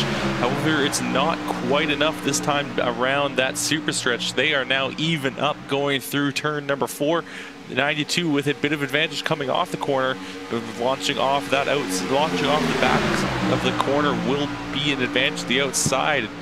However, it looks like though the 92 is going to gain a little bit. He's nearly cleared the 62. So side by side again as the outside builds up its momentum once more. Look at the movement on the outside though, really tight into the corner. At a 71, brushed the fence in the center. So just as they got all of that momentum back, it almost falls apart once more. They've got to check up. The inside lives to lead another lap. The 62, 71, the 02, the only 3 drivers left on the outside of the racetrack. Goes back to a point I made earlier. The top could work, but they need numbers. Look at the outside. Femi Olat going to go from second to the top, and what a move to rocket to the race lead. And I saw that move coming a mile away, Kelly, from the 25 coming through. He was shading the outside, waiting for the perfect moment, and he chose it, but not too fast. Sean Dower is going to be up there going to the front end, and now the 71 Corey Ziegler are going to be up there. 02 and Scott Smith struggling to get back up there, but he's going to be there coming down the super stretch side by side going off into turn 3. The outside seems to have some momentum going on. Yeah, but it's not quite enough. They were able to move slightly ahead, but could not get cleared. Femi will hold on to the lead. The 92 now getting up to his rear end as both lines start to group up here. They're getting a little bit closer. We've got ourselves a race for these closing stages of this race. And the question is it going to go for the complete 23 laps to go as we took that time by, or is there going to be a restart in the mix at some point? It's very difficult now for drivers to make some advances because the inside and the outside lanes are packed in this lead group that stems from first position through, I would say, about 10th spot. You got 11th and 12th hanging out, but really 5 of the inside, 5 of the outside. Somebody smoking on the inside of the racetrack. Everybody going to try to and safely get by the wounded car of what appears to be the 46 of Trenton Johnson, who's going to drop out of this race because of that. Yeah, and the outside line losing some momentum there is Sean Dewar going to jump in front of Olat. Now Jared Ziegler going to have some help from the 02 of M. Scott Smith coming through, and then we got the 17 of Mark Johnson just behind them. We're going to see if they can get the shot off of the side. The 02 goes up just a little bit too wide into the corner coming off, so that's going to kill their momentum from the inside. Prevails again coming off of turn 2 down the freeway. Yeah, it's a bit of momentum starting to build for the 71. Look at that run that he had. He was at least 3 truck lengths back, and now he's just up on the rear quarter panel of the 62. That was a huge run for these guys. However, they need to work on those corners. They're starting to really lose those that momentum in the corners, and unless they can keep themselves grouped up, they aren't going to be able to really work this for a major pass for the lead. And now you have a little bit more space. When I had noted that it's 5 to the inside, 5 to the outside, it's hard to make moves. Daytona is a little bit tighter than Talladega, but it's not impossible to go 3 wide. But to this point, with now going to be 60 laps completed as of the next time by, we really haven't seen an outside lane work. We've seen drivers 3 wide, but every single time it's been the guy up on the 3rd lane just dropping to the back. So when the top breaks up a little bit here, like you only have 2 drivers at the outside of the racetrack right now, that's when you have to make your moves, because you can't go anywhere if the traffic is jammed 2 wide, 6, 7 rows deep. So this is the opportunity, if you're somebody back in 6th or 7th or 8th, to make a move, and the only drivers willing to go top is the 71, the 17. Look at the 62 of Dewar, though. Gives up the inside to go to block the outside lane, and that's going to bite him, because now here comes the 25, and now Dewar trying to come from behind once more. Yeah, but if anybody can come from behind, we've seen it time and time again this race, Evan, it's going to be that 62 of Sean Dewar. He's going to power back on the outside, get some momentum, but it's not going to be enough if they come into turn 3 to 25. Still going to hold it, and then Scott Lewis drifts up just a bit, going to kill some momentum on the high side there, as Sean Dewar doing a great job of still holding on. The 71 behind him. 17 can't make up his mind which line he wants to go in. Still side by side going through the tri-oval, but Femi Olat going to hold on to that lead.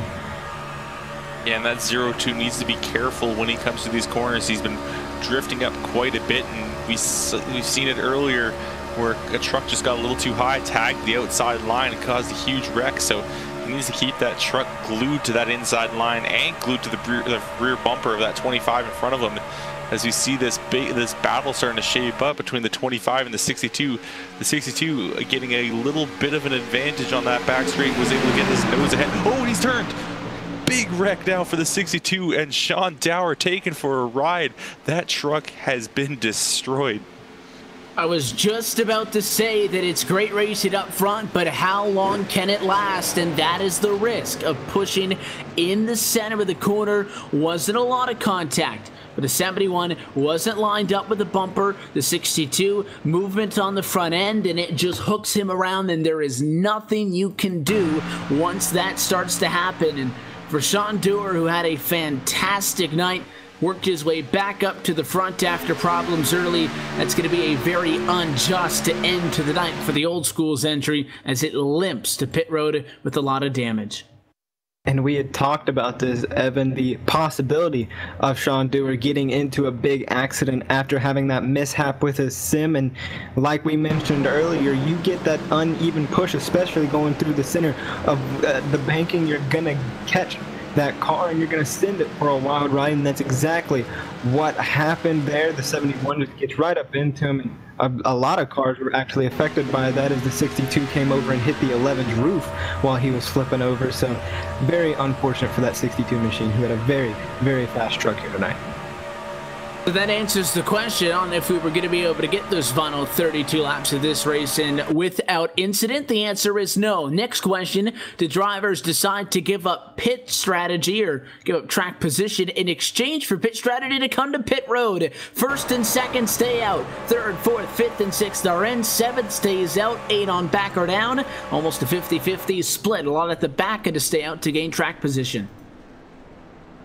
Yeah, and it seems like a good call. There's not too much time left in this race to get these positions, and a lot of these guys looking to just take a splash of fuel or a little maybe right side tires just to get them along here. So I think maybe it could have been the right decision to stay out. And when you're Femi Olat, you're kind of out there in the front. You don't really need to. If you've got enough fuel to make it to the end, you want to defend that track position. It seems it's starting to get a little harder, it seems, to pass for that lead, and he was doing a great job defending that lead. So if he can just keep those guys behind him, tucked in behind him, he's got a chance to run away with this race. Obviously, the drivers on pit road coming down to get tires. Only question up in the air was how many tires would you go with? Ziegler, first driver off of pit road, did decide to go with 4. He also went with his quicker pair that he saved. This could very well be your last opportunity to make it through. You need a truck that has fresh tires. It's at 100%. He's only going to have traffic in front of him that has old tires, so I think Ziegler's at a pretty good spot. Just the number of drivers in front of him is rather large. You've got P.J. O'Leary, Mark Johnson, as well as Jonathan Smith, Caleb Weekly, Ida Martinez, Chad Dalton, Tom Labar, Sean Daniels, Cody Eldred, Scott M. Lewis, and Femi Olat as the drivers who have stayed out. So you're just on the cusp of the top 10, which is not impossible. I think it's in a pretty good spot, but you're not going to be able to wait around and make it pretty. You're going to have to get going off of this restart, and I was talking about 3 wide a little bit ago, maybe have to try a little bit of that out. And you will, as we see, if the lights go off on top of the pace car this time. They do not, they stay on, so that means we'll have 1 more lap around. That means we'll get this restart with 14 laps to go, and then that means, Evan, that it is go time. You got to get those trucks going. You have to have a good restart, because this may be your last. Statistics shows that it may not be, but if this is, everybody's got to get going, got to communicate with the drivers you want to get up to the front when you want to be there. This is what everything has paid off for. This comes down to this restart right here. And these drivers are fighting for cash money. At the end of the night, race winner going to walk away with a $20 payout. Second place, $15, and third place, $10. There's also a little bit of an added bonus on the line for Scott Lewis, Joseph Cruz, Hoyt Smith, Sean Dower, Matthew Almody, Dakota Sadilak, and for Dean Mole. If any of those drivers are to finish this race, the drivers who do finish the race are going to be in a draw, and one of those drivers is going to walk away with an extra $10 bonus. So if you're one of those names, you win the race, you get $20. You win the draw, you get another 10. That is the best case scenario, but just to remind everybody for tuning in, as is with most of these special events, not only is the bragging rights on the line, but a little bit of added incentive for those who come home top 3. Yeah, for some of these guys, it's not going to work out for them, as we've seen Dewar at that second wreck that he's had tonight, and I think that's taken his truck out of contention. But there is some incentive for a lot of these guys, and Femi Olat's currently sitting in that best payout position for $20, and he's been up there quite a bit tonight. He's been one of those names that really hasn't dropped back all that much, and when he did from a bad pit stop early on, he recovered pretty well, and he recovered pretty quickly. Lights going to go out on top of the pace car. This will be a restart with 14 laps to go from the Daytona International Speedway. As always, this race is going to come to a conclusion at lap number 80, no more and no less. So a yellow inside of the final 5 laps to go would end this race. So you have to keep that in mind. If you're the drivers who are trying to work their way through the field, everybody from Jared Ziegler on back, 8th position on towards the end of the field. You cannot sit around and wait and take this restart thinking I've got 14 laps to get to the race lead. No, you got to get to the race lead before 5 to go, so at most 9 laps, because if a caution comes out at any point, With 5 laps to go or less, the field will be frozen, and that will be the finishing order. That is key. Also, if we get a caution before 5 laps to go, depending on when that comes out, it would give us at least one more opportunity for a late race restart. So, coming down to the end of this one with 66 laps complete as of this time around. Still a lot, though, to be determined. And if the previous laps and how this race has gone is any indication of this restart, it's going to be wild, Evan. It's going to be all take and no give. Everybody's going to be 3 wide, maybe pushing everybody, getting all over that back bumper. We're going to have to throw the engine temps out the window because people are going to be looking to get to the front fast because, like you said, 9 laps at most to get to the front. Is this going to be for the final time tonight? The pace car going to go to the inside. Can Femi Olat close this one out? He started up front. He's seen some of his challengers fall to the wayside, included most recently Sean Dewar. He is in the position. Green flag flies as we go back underway. A lot of uncertainty back about 2 or 3 rows. Not the greatest restart for the drivers on the outside. It'll be the inside by 2 trucks to turn 1. Yeah, and Cody Eldridge gets right on the back bumper of Olat going through, and that's going to... Oh, the 12 almost came up and hit M. Scott Lewis. It's going to come out, get turned by the 8. PJ O'Leary, nowhere to go. The 12 was all over the place coming through that corner, just could not make up his mind where he wanted to go, and that's a caution before we even get to the super stretch. Which means that we'll get bridged into less than 10 laps to go with at least one more restart, and...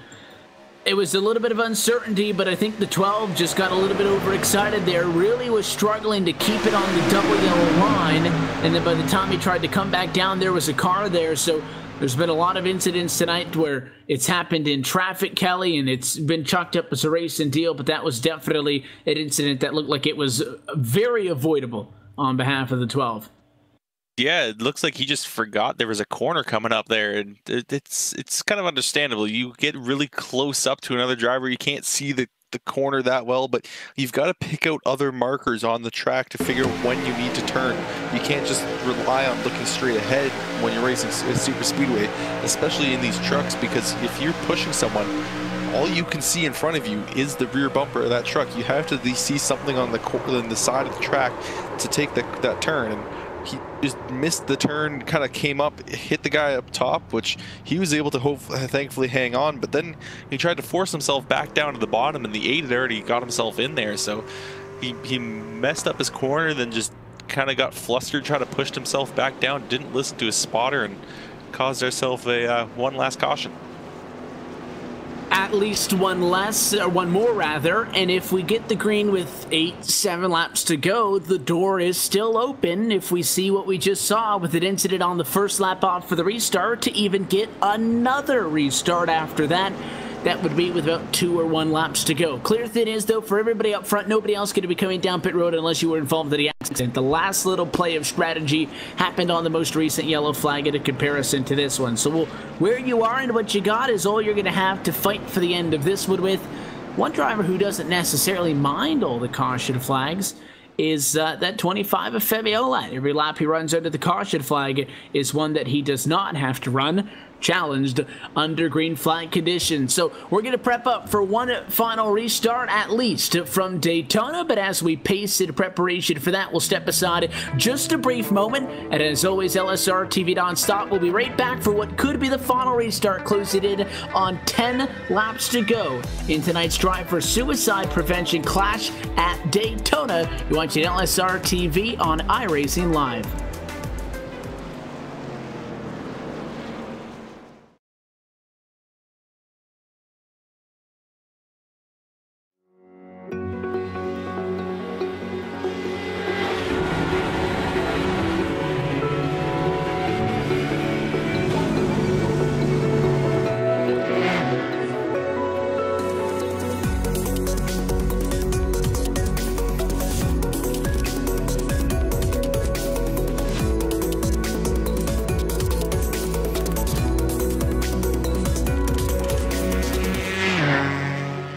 Hi, I'm Chris Page. I work here at iRacing. Been here 2 days before launch, actually, is when I got started. So we have developers working on front-end web development. We have back-end guys specializing there. We have DevOps that are dealing with networking, servers, a database team, so many different teams because there's lots of different work to do. The new user interface, which we call Scorpio internally, is a complete overhaul. So in the case of results, the way that it has historically worked is you would request results. The request would be sent to the server, which would then query the database, compile that, and send it back. What we're doing now is whenever we get the results of a race, we'll compile those results and push them up as a static page cached so that when you need it, it's available for you. It doesn't need to be computed on the fly. It will be much faster and scale much better. Just began with reimagining the website. We took a step back and said, how do people use this? How do people want to use it? And our initial vision of leveraging the web and getting your stats there, finding out a schedule and joining, that was a good one. And we want to continue to support that as much as possible. We're also making a change so that you'll be able to just double click on the application and fire up and go racing that way. Jump from one race to the next without even leaving the application. The good news is this is a whole new infrastructure, so we'll be able to release it in parallel and you'll be able to use the existing member site you're comfortable with, but still fire up the application and get the new experience. And that will really help us because as good of a job we've done, there's still things we can learn. And by running it in parallel, we'll be able to collect that data and make it an even better experience. We'll be able to learn by your input. So with the preview of the user interface, you'll be able to use the new feature Time Attack and be able to experience some of the existing functionality, but we still haven't done everything, and that will come over time. We're going to have tighter integration with the sim and the back end than we ever have before. So as an example, in Time Attack, whenever there's a new best lap time, we take that lap data and we push it up into the cloud. What then happens is when you're in Time Attack, you're launching a session, you can pick anyone's best lap time and race against it, whether that be a friend or the leader in your current competition. When you fire up the sim, it will pull down that data and you can race against that lap time. We're looking forward to getting this out to you because we've been working on it for a really long time, but we're super excited about where we're going because this is only the beginning.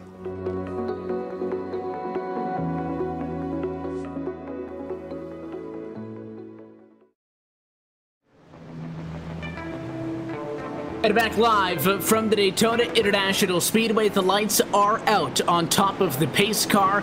This time by, going to be just 9 laps left to go in the Drive for Suicide Prevention Clash at Daytona. It's Femi Olat in control of the field with Cody Eldred second, M. Scott Lewis Barr, Tom LaBarre, and Mark Johnson through the top 5, Justin Bruns, Jared Ziegler, Brett Taylor, Jason Kinzer, and Tim Brannigan in the top 10 of 20 drivers on the lead lap. And Chris, this doesn't even guarantee us to be the final restart on the night. Depending on what happens, we are not done just yet. It doesn't. We're going to get this restart with 9 to go, which means we'll have just about one more shot. And you never want to play this game with these cautions. You never want to use that last one up. You at least want to have a buffer so for these people back through 6th on back can at least get a chance to get up here to the front, even though you can get up here quick. One quick thing to note, Cody Eldridge started second, is in second. He's played the bridesmaid for most of this race here. Evan's been pushing Sean Dower, he's been pushing Femi Olat. So I'll be looking for that 14 to take a little bit for himself and make a move here. It could be for the final time tonight, a pace car diving down and away. There's 20 hungry hounds that are ready to rock and roll. Field in hands as it has been for almost half of the restarts tonight of the 25 of Femi Olat. Green flag in the air, 71 down, only 9 laps left to go. At the inside, look to have a good restart. Not the best jump for Johnson, 17, but alas, they are off and away. Outside in the picture, going to be able to truck length at a half disadvantage into the corner, but we've seen worse starts by the outside earlier. Yeah, and Tom LaBarre going to be up on that 14. Tom LaBarre has had some troubles this race with the most recent cautions. Just about 20 laps to go with that fast repair, he was able to get back up to the front now. And Scott Lewis trying to block and keep that 14. That's going to kill the outside line and allow Olat and Johnson to pull just up side by side and even clear those two and Scott Lewis trying to get that run proved disastrous, and now they're falling back, which is definitely not what you want to have in these closing laps. Now, what also didn't help too much, the 14 decided to try to look at that third line for a moment and really didn't push to the 0-2 right off the bat, and now they're still starting to regain their position here as the 17 is pushing that 25 hard. The 71 a little bit all over the place going into turn 1, and a bit of a checkup from the 0-2 is going to kill that outside line even more. And with the 0-2 and the 14 struggling to catch back up, you got to think that they need help. But keep an eye on Johnson in the 17. I think he's in the best spot now, because if that outside gets a legitimate run, he can go to the top of the racetrack and take that run away. But he is really tight on the back of the 25, and for the amount of trucks that we've seen split in the corners tonight, watch how tight those 4 on the inside are. They are all over each other with 73 laps now down. Scott Lewis struggling, had a little bit of contact with the door of Jason Kinzer there. Now 14 of Cody Eldredge is going to be on the inside of him. They're going to switch spots. The 0-2 is having trouble keeping that car under control. Kelly, we've seen him multiple times. He's up on that high side, having trouble holding that straight line in the corner. Now that they're swapping positions, maybe Cody Eldredge can work with Jason Kinzer here and get up to that outside lane. Yeah, we just have to see who's going to decide to make that move to the outside, and it looks like the 14 and the 34 are going to look at it, and here they come now, coming off of turn 4. They're going to move to the outside. The 11 nearly comes with them, but the 14 gets too much of advantage. 34 actually going to cross him up. He's going to leave him to that outside on his own. The 71 taking a peek now this time, and he's trying, oh, we got a caution, and then Mage set the race. Got 6 laps to go. Caution flag is out, and there's a couple of trucks torn up in this one. It looks like Dakota Sadilak is one of the drivers involved in the 42. He was behind where the contact started, and it looks like it was with the 23 machine. So we'll get a second look up in a moment. The Sears Racing Toyota kind of stuck in the middle of 2 lanes was the 20 of Joe Luss. This was a battle for 13th and 14th position, and it looked like, Chris, the 20 wanted to go to the middle, just didn't go low enough, and tried to kind of force that 3 wide into what was about 2.5 lanes of space. He tags the 23, turns him in the 42. Yeah, that's just an unfortunate spot for the 42 of Dakota Sadilak. He was minding his own business, running that double yellow line. Then the 20 tried to make a move, just didn't pan out the way they wanted, and then that's 3 cars jumping up, crossing the start-finish line right there. Just unfortunate for those drivers to make it this far and have that incident happen coming to 6 laps to go. So 6 laps to go, Evan. I think we're going to get one more shot and if one more lap here. So this should be interesting.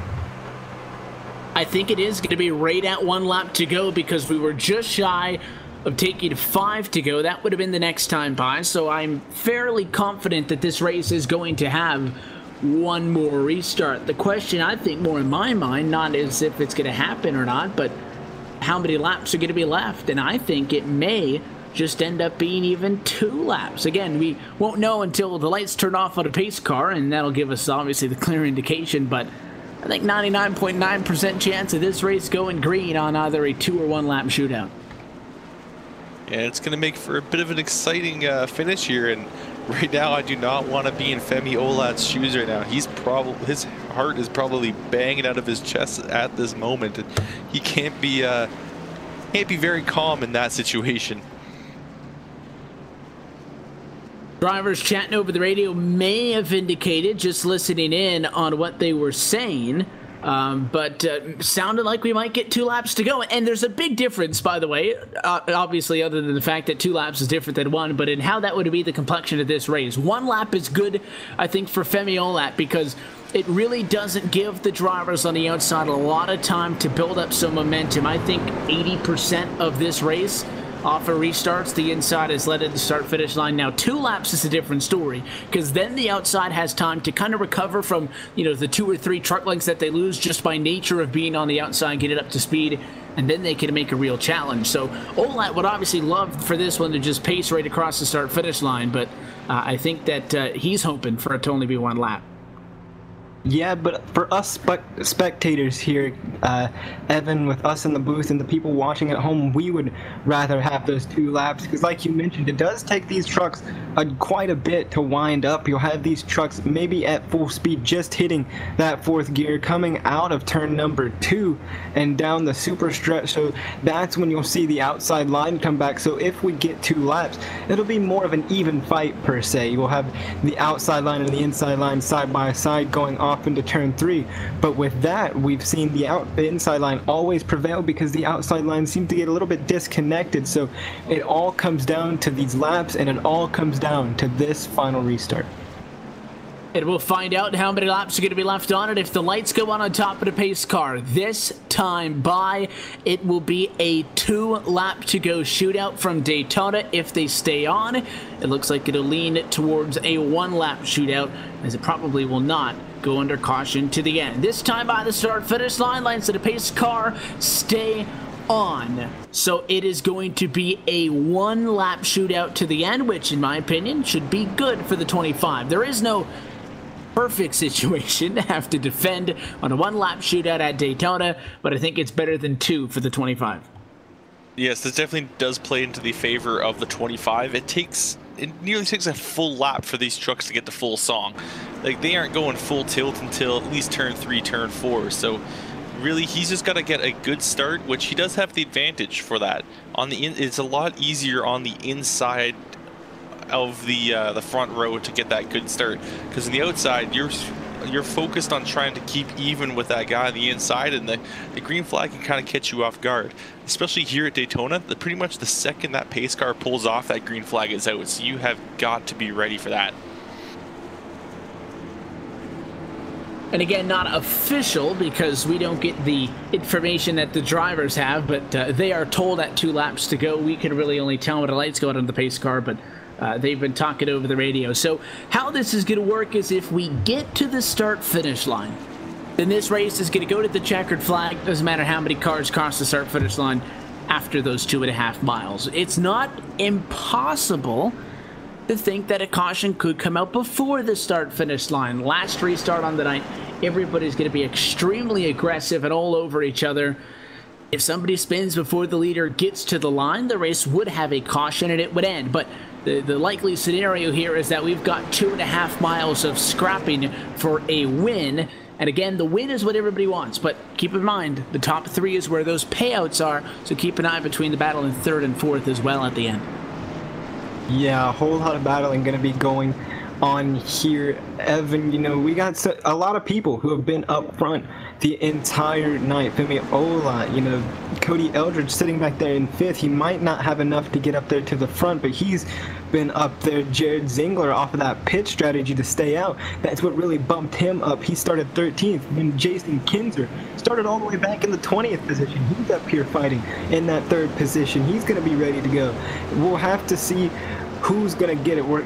We've seen our fair share of tire spin from the inside and the outside, so for these two, Femi Ola and Mark Johnson, their restarts are going to have to be perfect, no tire spin, and for the people behind them, they're going to have to be up on that back bumper before that green flag even drops, just to give them the shove they need to get going. And if I'm the 25, sure, I like the fact that it's going to be a 1-lap shootout instead of a 2, but in all honesty, Kelly, there's not a whole lot he can do. He needs that 71, a Ziegler behind him to be pushing. All that can do is hold the double yellow line and hope there's support from behind. The only other thing he can really do is if somebody's next to him off at turn 4 is to drive that truck into the fence. He is really at the mercy of the driver behind him. Same with the 17 of Johnson. Johnson's not going to go anywhere without good help from Kinzer. Yeah, that's all he can do is just hope he gets that perfect restart. He also has to hope the 71 gets the perfect restart and decides to stay on his bumper instead of going for a gap that maybe appears to him on the high side. If the 71 decides to jump to that the top line, well, that might just spell the end of the 25's night. Pace car going to drop down. It is a 1-lap shootout from Daytona International Speedway. Green flag flies as we go back underway. Side by side and wrecking with the 17 and the 22. Wrecking on the outside of the racetrack. Big problems after the line, but the 25 is clear to turn 1. Very, very weird mistake by the 17 of Mark Johnson. He saw the 02 of M. Scott Lewis coming up the inside, and he was going to try to block it. But I think M. Scott Lewis did jump the restart, so his position wouldn't have mattered. As Race lead going to go to corner number 3. Final time. Can Mark Johnson into 17. He's out of it from 14. Cody Eldred was 7th, and he's going to turn the 25. Olad is into the outside fence. Now here comes the 27 of Taylor. Side by side for the race win from Daytona International Speedway. Contact at the line, and he got it. Brett Taylor outside by 1/100th of a second is going to win this race in a fantastic run to the start-finish line in the Drive for Suicide Prevention Clash at Daytona, and what, Kelly, was a so unconventional final 2.5 miles of this race. Somehow the 27, who was 10th on the restart, is going to victory lane.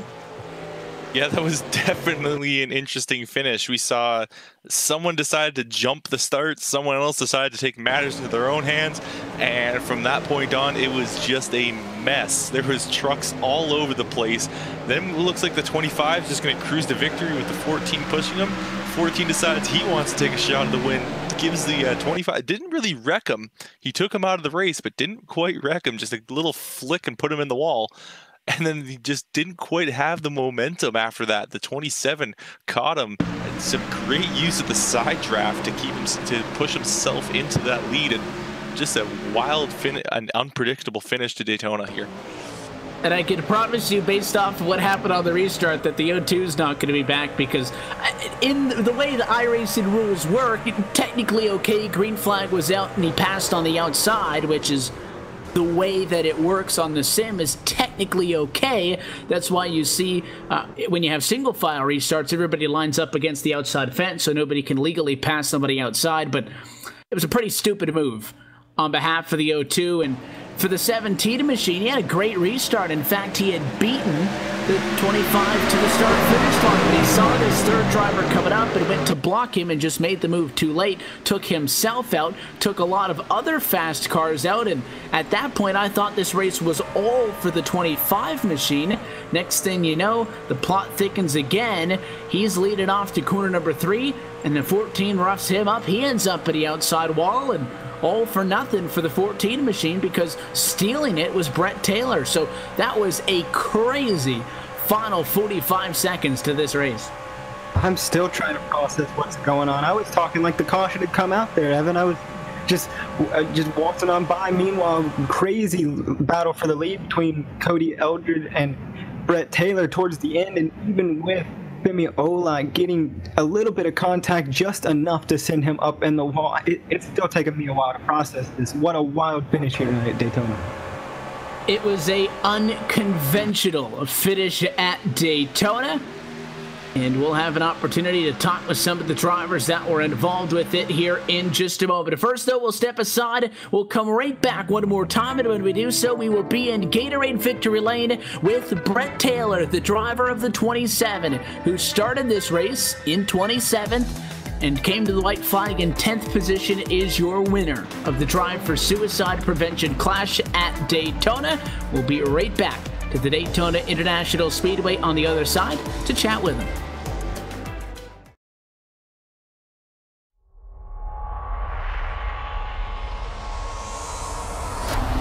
There are 3 different paths if you want to call yourself a world champion of sim racing. NASCAR, open wheels, or endurance racing. But no matter which one you take, you can guarantee that the journey will always be tough, which few will ever complete.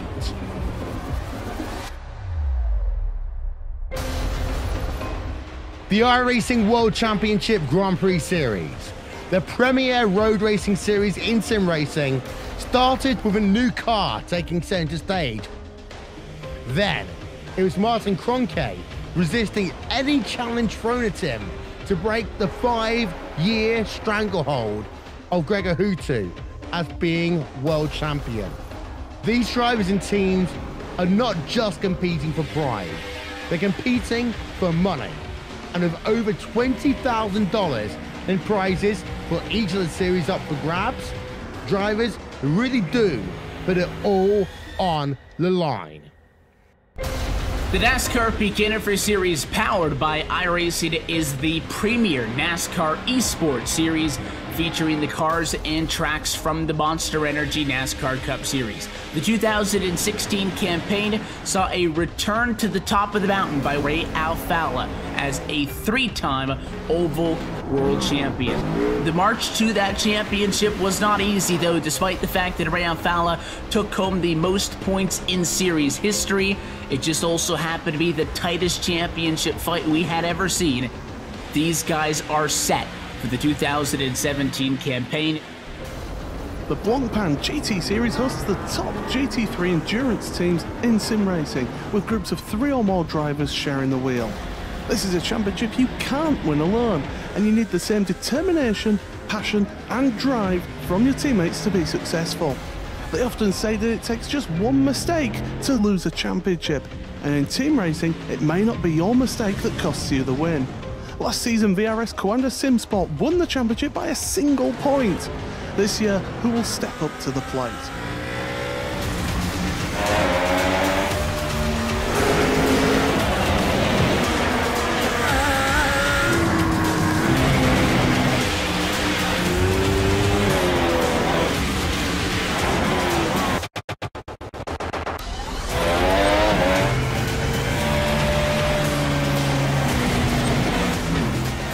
These are the iRacing eSport World Championships, the pinnacle of sim racing competition.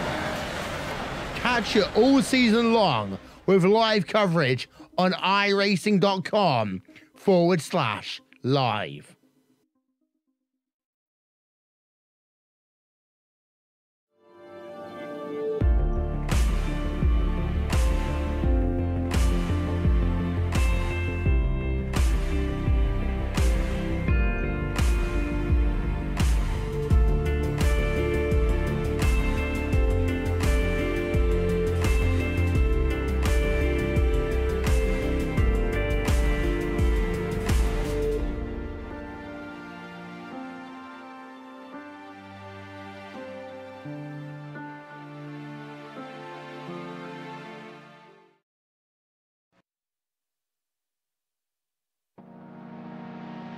And back live from the Daytona International Speedway as the dust settles. Brett Taylor is your winner in tonight's Drive for Suicide Prevention Clash at Daytona. We'll hope to be trackside with him in just a little bit. The chat first, let's take a look at our LSRTV full race results tonight from Daytona Beach, Florida. The driver who drives the 27 and started in 27th gets the win. Cody Eldred gets a P2 finish, and Justin Bruns is in third. Hopefully, we'll have an opportunity to chat with them in just a moment. Meanwhile, for the 25 of Femiola at Heartbreak, led it into turn 3, and to be fair, he put quite the block on the 14 of Eldred, rode him all the way up the hill, and that ended up putting himself into the fence. He'll come home with a 4th place finish after all that great effort, and PJ O'Leary behind him. Surprisingly good result to come home in 5th. Jared Ziegler not able to make the old tires work late. He'll come home in 6th position. Solid night for Tim Brannigan to come up from 24th to finish in 7th position. You've got Gary Weaver coming home at 8th position, Joseph McWhorter in 9th, and Jason Kinzer in 10th. Tom Labar brings the Ford machine home in 11th after the troubles he had. To Gavin Jones going to bring it home in 12th. Dakota Sadillac 13th. 14th, Mark Johnson. That's going to be your first car one lap down. M. Scott Lewis, who had some troubles there on that restart, he's going to finish 15th. Blake Rourke is going to be 16th. 17th, Beanmall. Daniel E. Fox 18th. 19th, Caleb Wheatley. And Chad Dalton rounds out your top 20. 21st, we'll see Joe Lusk finishing 6 laps down, as well as the 92 of Hoyt Smith in 22nd. 23rd will be William Kruska. 24th, John Daniels. 25th, Jonathan Smith. Sean Dewar in 26th. 27th will go to Ian Martinez. 28th will go to Trenton Johnson. Abbas Ladak will be finishing in 29th, and rounding out our field will be Matthew Almany. That's a look top to bottom at your full race results. It was a crazy finish, and no better way to break it down than to talk to the drivers behind it all. Brett Taylor is your winner from Daytona International Speedway. We're trackside with the driver of that 2.7. Brett, congratulations. Not only did you have to come from the back to the front over the course of the race, but you guys were on the outside of row 5 in 10th for the restart. All the guys in front of you seemed to wreck out. You somehow survived, and just tell us about those 2.5 miles. Yeah, I survived all right. I don't really know. It was just panic all around. I had buddies in there racing, and all I know is I saw some guy jump the start on the high line. Another guy in the pink truck went to go block, and then from there it was just hell broke loose, and I went to go for a hole. I actually went for the same hole. It looked just like the same hole from earlier. I actually got through a wreck, and yeah, I just made it through. I had contact, but that's about it. And then after that, the draft got me up to the front. It was just the finish was beautiful. You almost thought that when you went into corner number 3 that it would be tough for you to find something because the 25 to 14 were fighting amongst themselves. Next thing you know, the 25 is discarded into the outside wall. At that moment, in the center of the corner, was the intention all along to go to the outside, or was that just a split-second decision to try to get around the 14, not let them block you in any way? Oh, yeah, that was definitely a split second. I had no other way of doing it because they usually, people, they love to block the low line. So it was most likely going to be the high line for me. And I saw that he was already low. He left a little room for me low coming out of the turn, but it was either go high, hopefully it sticks and I don't hit the wall, or it was nothing. But yeah, that other guy, them two just getting into each other saved it for me.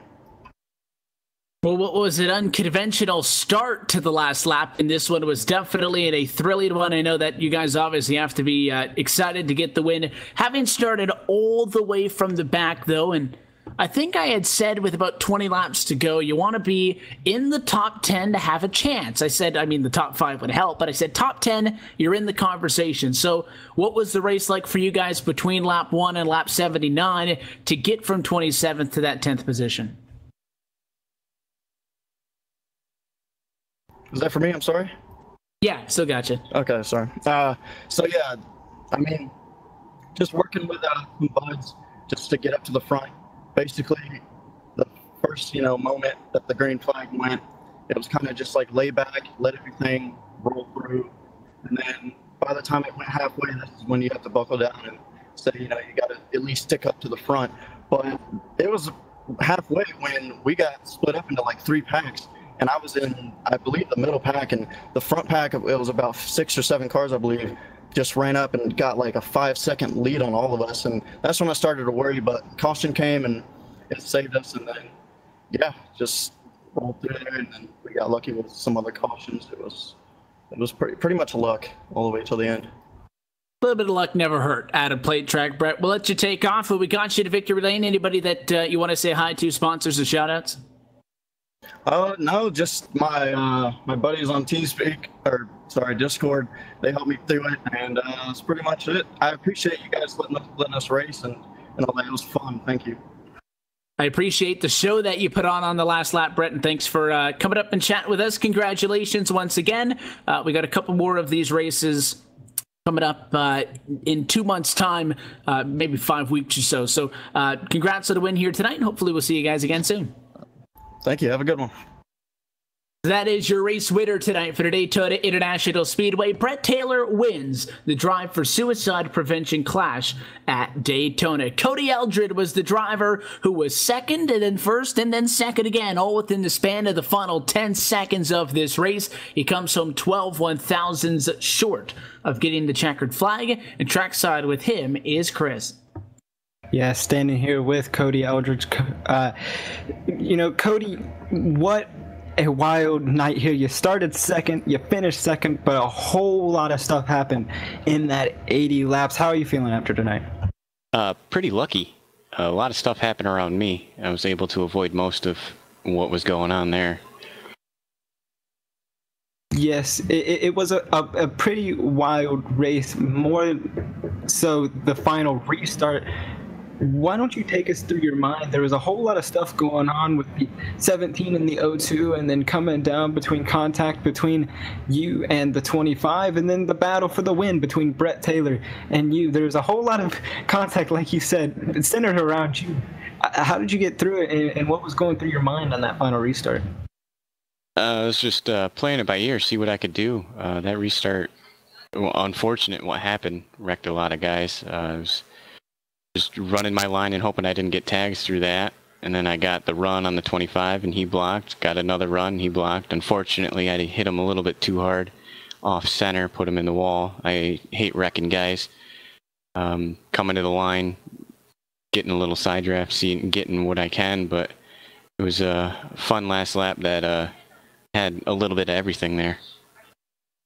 Yeah, and we were talking about this throughout the broadcast. This will be the last race before the Showdown on September 3rd, and I was just wondering if I could pick your brain, see if there's anything you learned from the night, any people you're going to work with, or anything you learned about the truck and the track in general. I know you've probably run thousands of laps here at Daytona in this truck, but is there anything tonight that you can take away and say, I might use that and get better on the next race? There's not a whole lot, but it's a little bit of strategy here and there, what I do with pits and how much fuel I take. I was able to gain a few spots down pit road every time we went down there. I got a teammate from Old School Motorsports, Sean Dewar, with me. He was helping me, and I was helping him. Unfortunately, he got taken out. This is my third race doing these. It's a good event. I enjoy doing these races. Good cause. I plan on doing that September race. Yeah, good cause, and you also get the payout of $15 here tonight, so that's always a plus. And you know, while we got you here, before we let you go, sponsors, shout outs, who makes it happen for that 14 machine? Old School Motorsports team does a lot of really good paints on iRacing. All right, and there you have it, guys. That's the 14 of Cody Eldridge. Cody, congratulations on your second place finish, and we look forward to seeing you back here in September. All right, thank you very much, guys. And there you have it. That's Cody Eldridge in the 14 machine. Had a whole lot of stuff happen around him, but I'm going to toss it down to Kelly Dahl, who's standing trackside with Justin Bruns, who started 8th and finished 3rd here tonight. Kelly?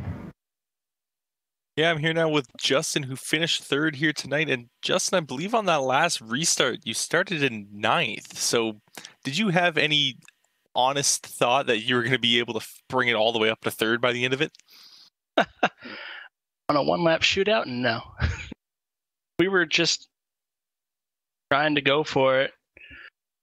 Decided to stay on the inside line, hoping for the best. Was hoping that maybe they'd be able to pile it up, possibly get through it. And going into turn 3 on the last lap there, I still wasn't in the money, but got lucky, I guess. I'll take it. So what was your original plan for that restart, and how fast did that go at the window? Wide open and hope for the best. That's all I could do, pretty much. Yeah, it certainly was an interesting end to that race. And how did you actually sneak through there? Luck. Luck, yeah. I will take every bit of it. All right, well, we got the our next race for this drive to the end of Suicide here coming up in just over a month now. And how do you feel going into that? Is there any lessons you're going to take away from this race? Well, it's Daytona, so I mean, I guess you could say you got used to driving around some of these people, but you never know. I mean, anything's possible on the plate tracks. All right, before we let you go here, we're going to give you the mic just for a moment and let you take any time you need to thank whoever you need to thank and give any sponsor shout-outs. I want to thank my crew on this 82 de Havilland truck here. Had a good race today. Thank God for that fast repair. Worked out great in the end. All right, well, thank you very much, Justin, for taking the time to talk to us. All right, thank you. All right, I'm going to send it back up to Evan just for closing comments here tonight. It was a long night, but I think that we could all agree that at the end of it all, what everyone's going to be talking about is the last lap. And again, some shady stuff at a restart. Couple of drivers I suspect will not be with us when we do this once more in September. But the thing that I really want to focus in on, Chris, is what happened between the 25 and 14, because you're on the last lap. And, you know, it was such a great night all night long for Femi Olat. And, you know, he sees all the cars behind him wreck and probably thinks he's in the clear. But I don't think it's fair to say that the 14 just wrecked him. Sure, he put him in the wall because he's the car that got into the back of him. But if you watch it again, the 14 goes to try to pass the 25 on the outside. The 25 goes up to block. Their bumpers are touching. The 25 essentially turns himself across the nose of the 14. Then you got the 27 and the 14 beating and banging, coming to the start-finish line. I've got no problems with anything that happened on the last half of that last lap. Exactly, Evan, and Olat knows, be it he is very, very frustrated because he was, you know, half a straightaway away from winning this race, but when you're blocking and you're setting up like that, you always know in the back of your mind that there is a possibility for that to happen, and that's exactly what happened. No driver's at fault. It's just racing, and especially racing at Daytona, it does happen, you know, very often. And you know, they'll take a day. He's frustrated. Yeah, he knows that he messed up, and he's probably mad at Cody for not letting up. But give it a day, give it a day or two, they'll be back. He'll get over it, and everything will be fine, because racing at Daytona is its own kind of special thing. And it's okay to get frustrated as a driver sometimes when the plan doesn't go the way you want it to. So we've had a couple of nights now out with the Drive for Suicide Prevention boys, and again, it was fantastic having them with us tonight on LSRTV and iRacing Live for the third time. We've got events still coming up, and Kelly, those ones going to be a little bit longer, as we have the first ever Suicide Prevention Showdown at Daytona, presented by Pulse Autosport on September the 3rd, and a second annual Suicide Prevention 250 back here as well on September the 10th. Expect a lot of familiar names in that one, but as cars and track combinations may change down the line, definitely plenty of excitement. And if you want to get involved in these kind of events, all people have to do is take a look on the forums for info to be posted. Yeah, and I hope to be involved in the next race as well. These guys put on a fantastic show tonight. There was a lot of different moves being put on, and as we saw in that last restart, you could not predict the end of this race. We never knew at any point who was gonna win this thing. We all had our favorites, and I don't think any of us even picked the winner tonight, because I don't think any of us really expected someone to come from 10th to winning this race all within one lap. To be honest, I don't even think Brett Taylor had himself picked to come into the white flag. At the end of the day, again, we're all doing this for a great cause, and for the National Suicide Prevention Lifeline, if you or somebody you know is struggling with depression, reach out. The Lifeline can provide 24/7 support. It's free, confidential, for people in distress, prevention and crisis resources for you or your loved ones, and the best practices of professionals. There's multiple ways to reach out. On the phone at 1-800-273-8255. There's also a number for the deaf and hard of hearing. That's 1-800-799-4889. You could also contact by text, the crisis text line. You just have to text the word TALK to 741-741. With that being said, that wraps things up here tonight from the Daytona International Speedway. As always, on behalf of our entire team at LSRTV and Live Sim Racing LLC, for the folks behind the scenes, for DJ Lyon, and for the broadcast crew tonight, for myself, Evan Pasoko, Chris Murdoch, Kelly Dahl, and Cisco Scaramuzza, want to thank you for tuning in and congratulate Brett Taylor. He is your winner of the Drive for Suicide Prevention Clash at Daytona. We've got plenty more action coming up here on LSRTV and iRacing Live, and you can make sure you don't miss any information on that by doing three things: going to our website at www.livesimracing.com, following us on Twitter at LSRTV, and liking us on Facebook at facebook.com/LSRTV. LSRTV official. We will be back with more action on September the 3rd for the Suicide Prevention Showdown at Daytona. That race and every race, a part of the Drive for Suicide Prevention, can be found right here on LSRTV and iRacing Live. Until then, good night.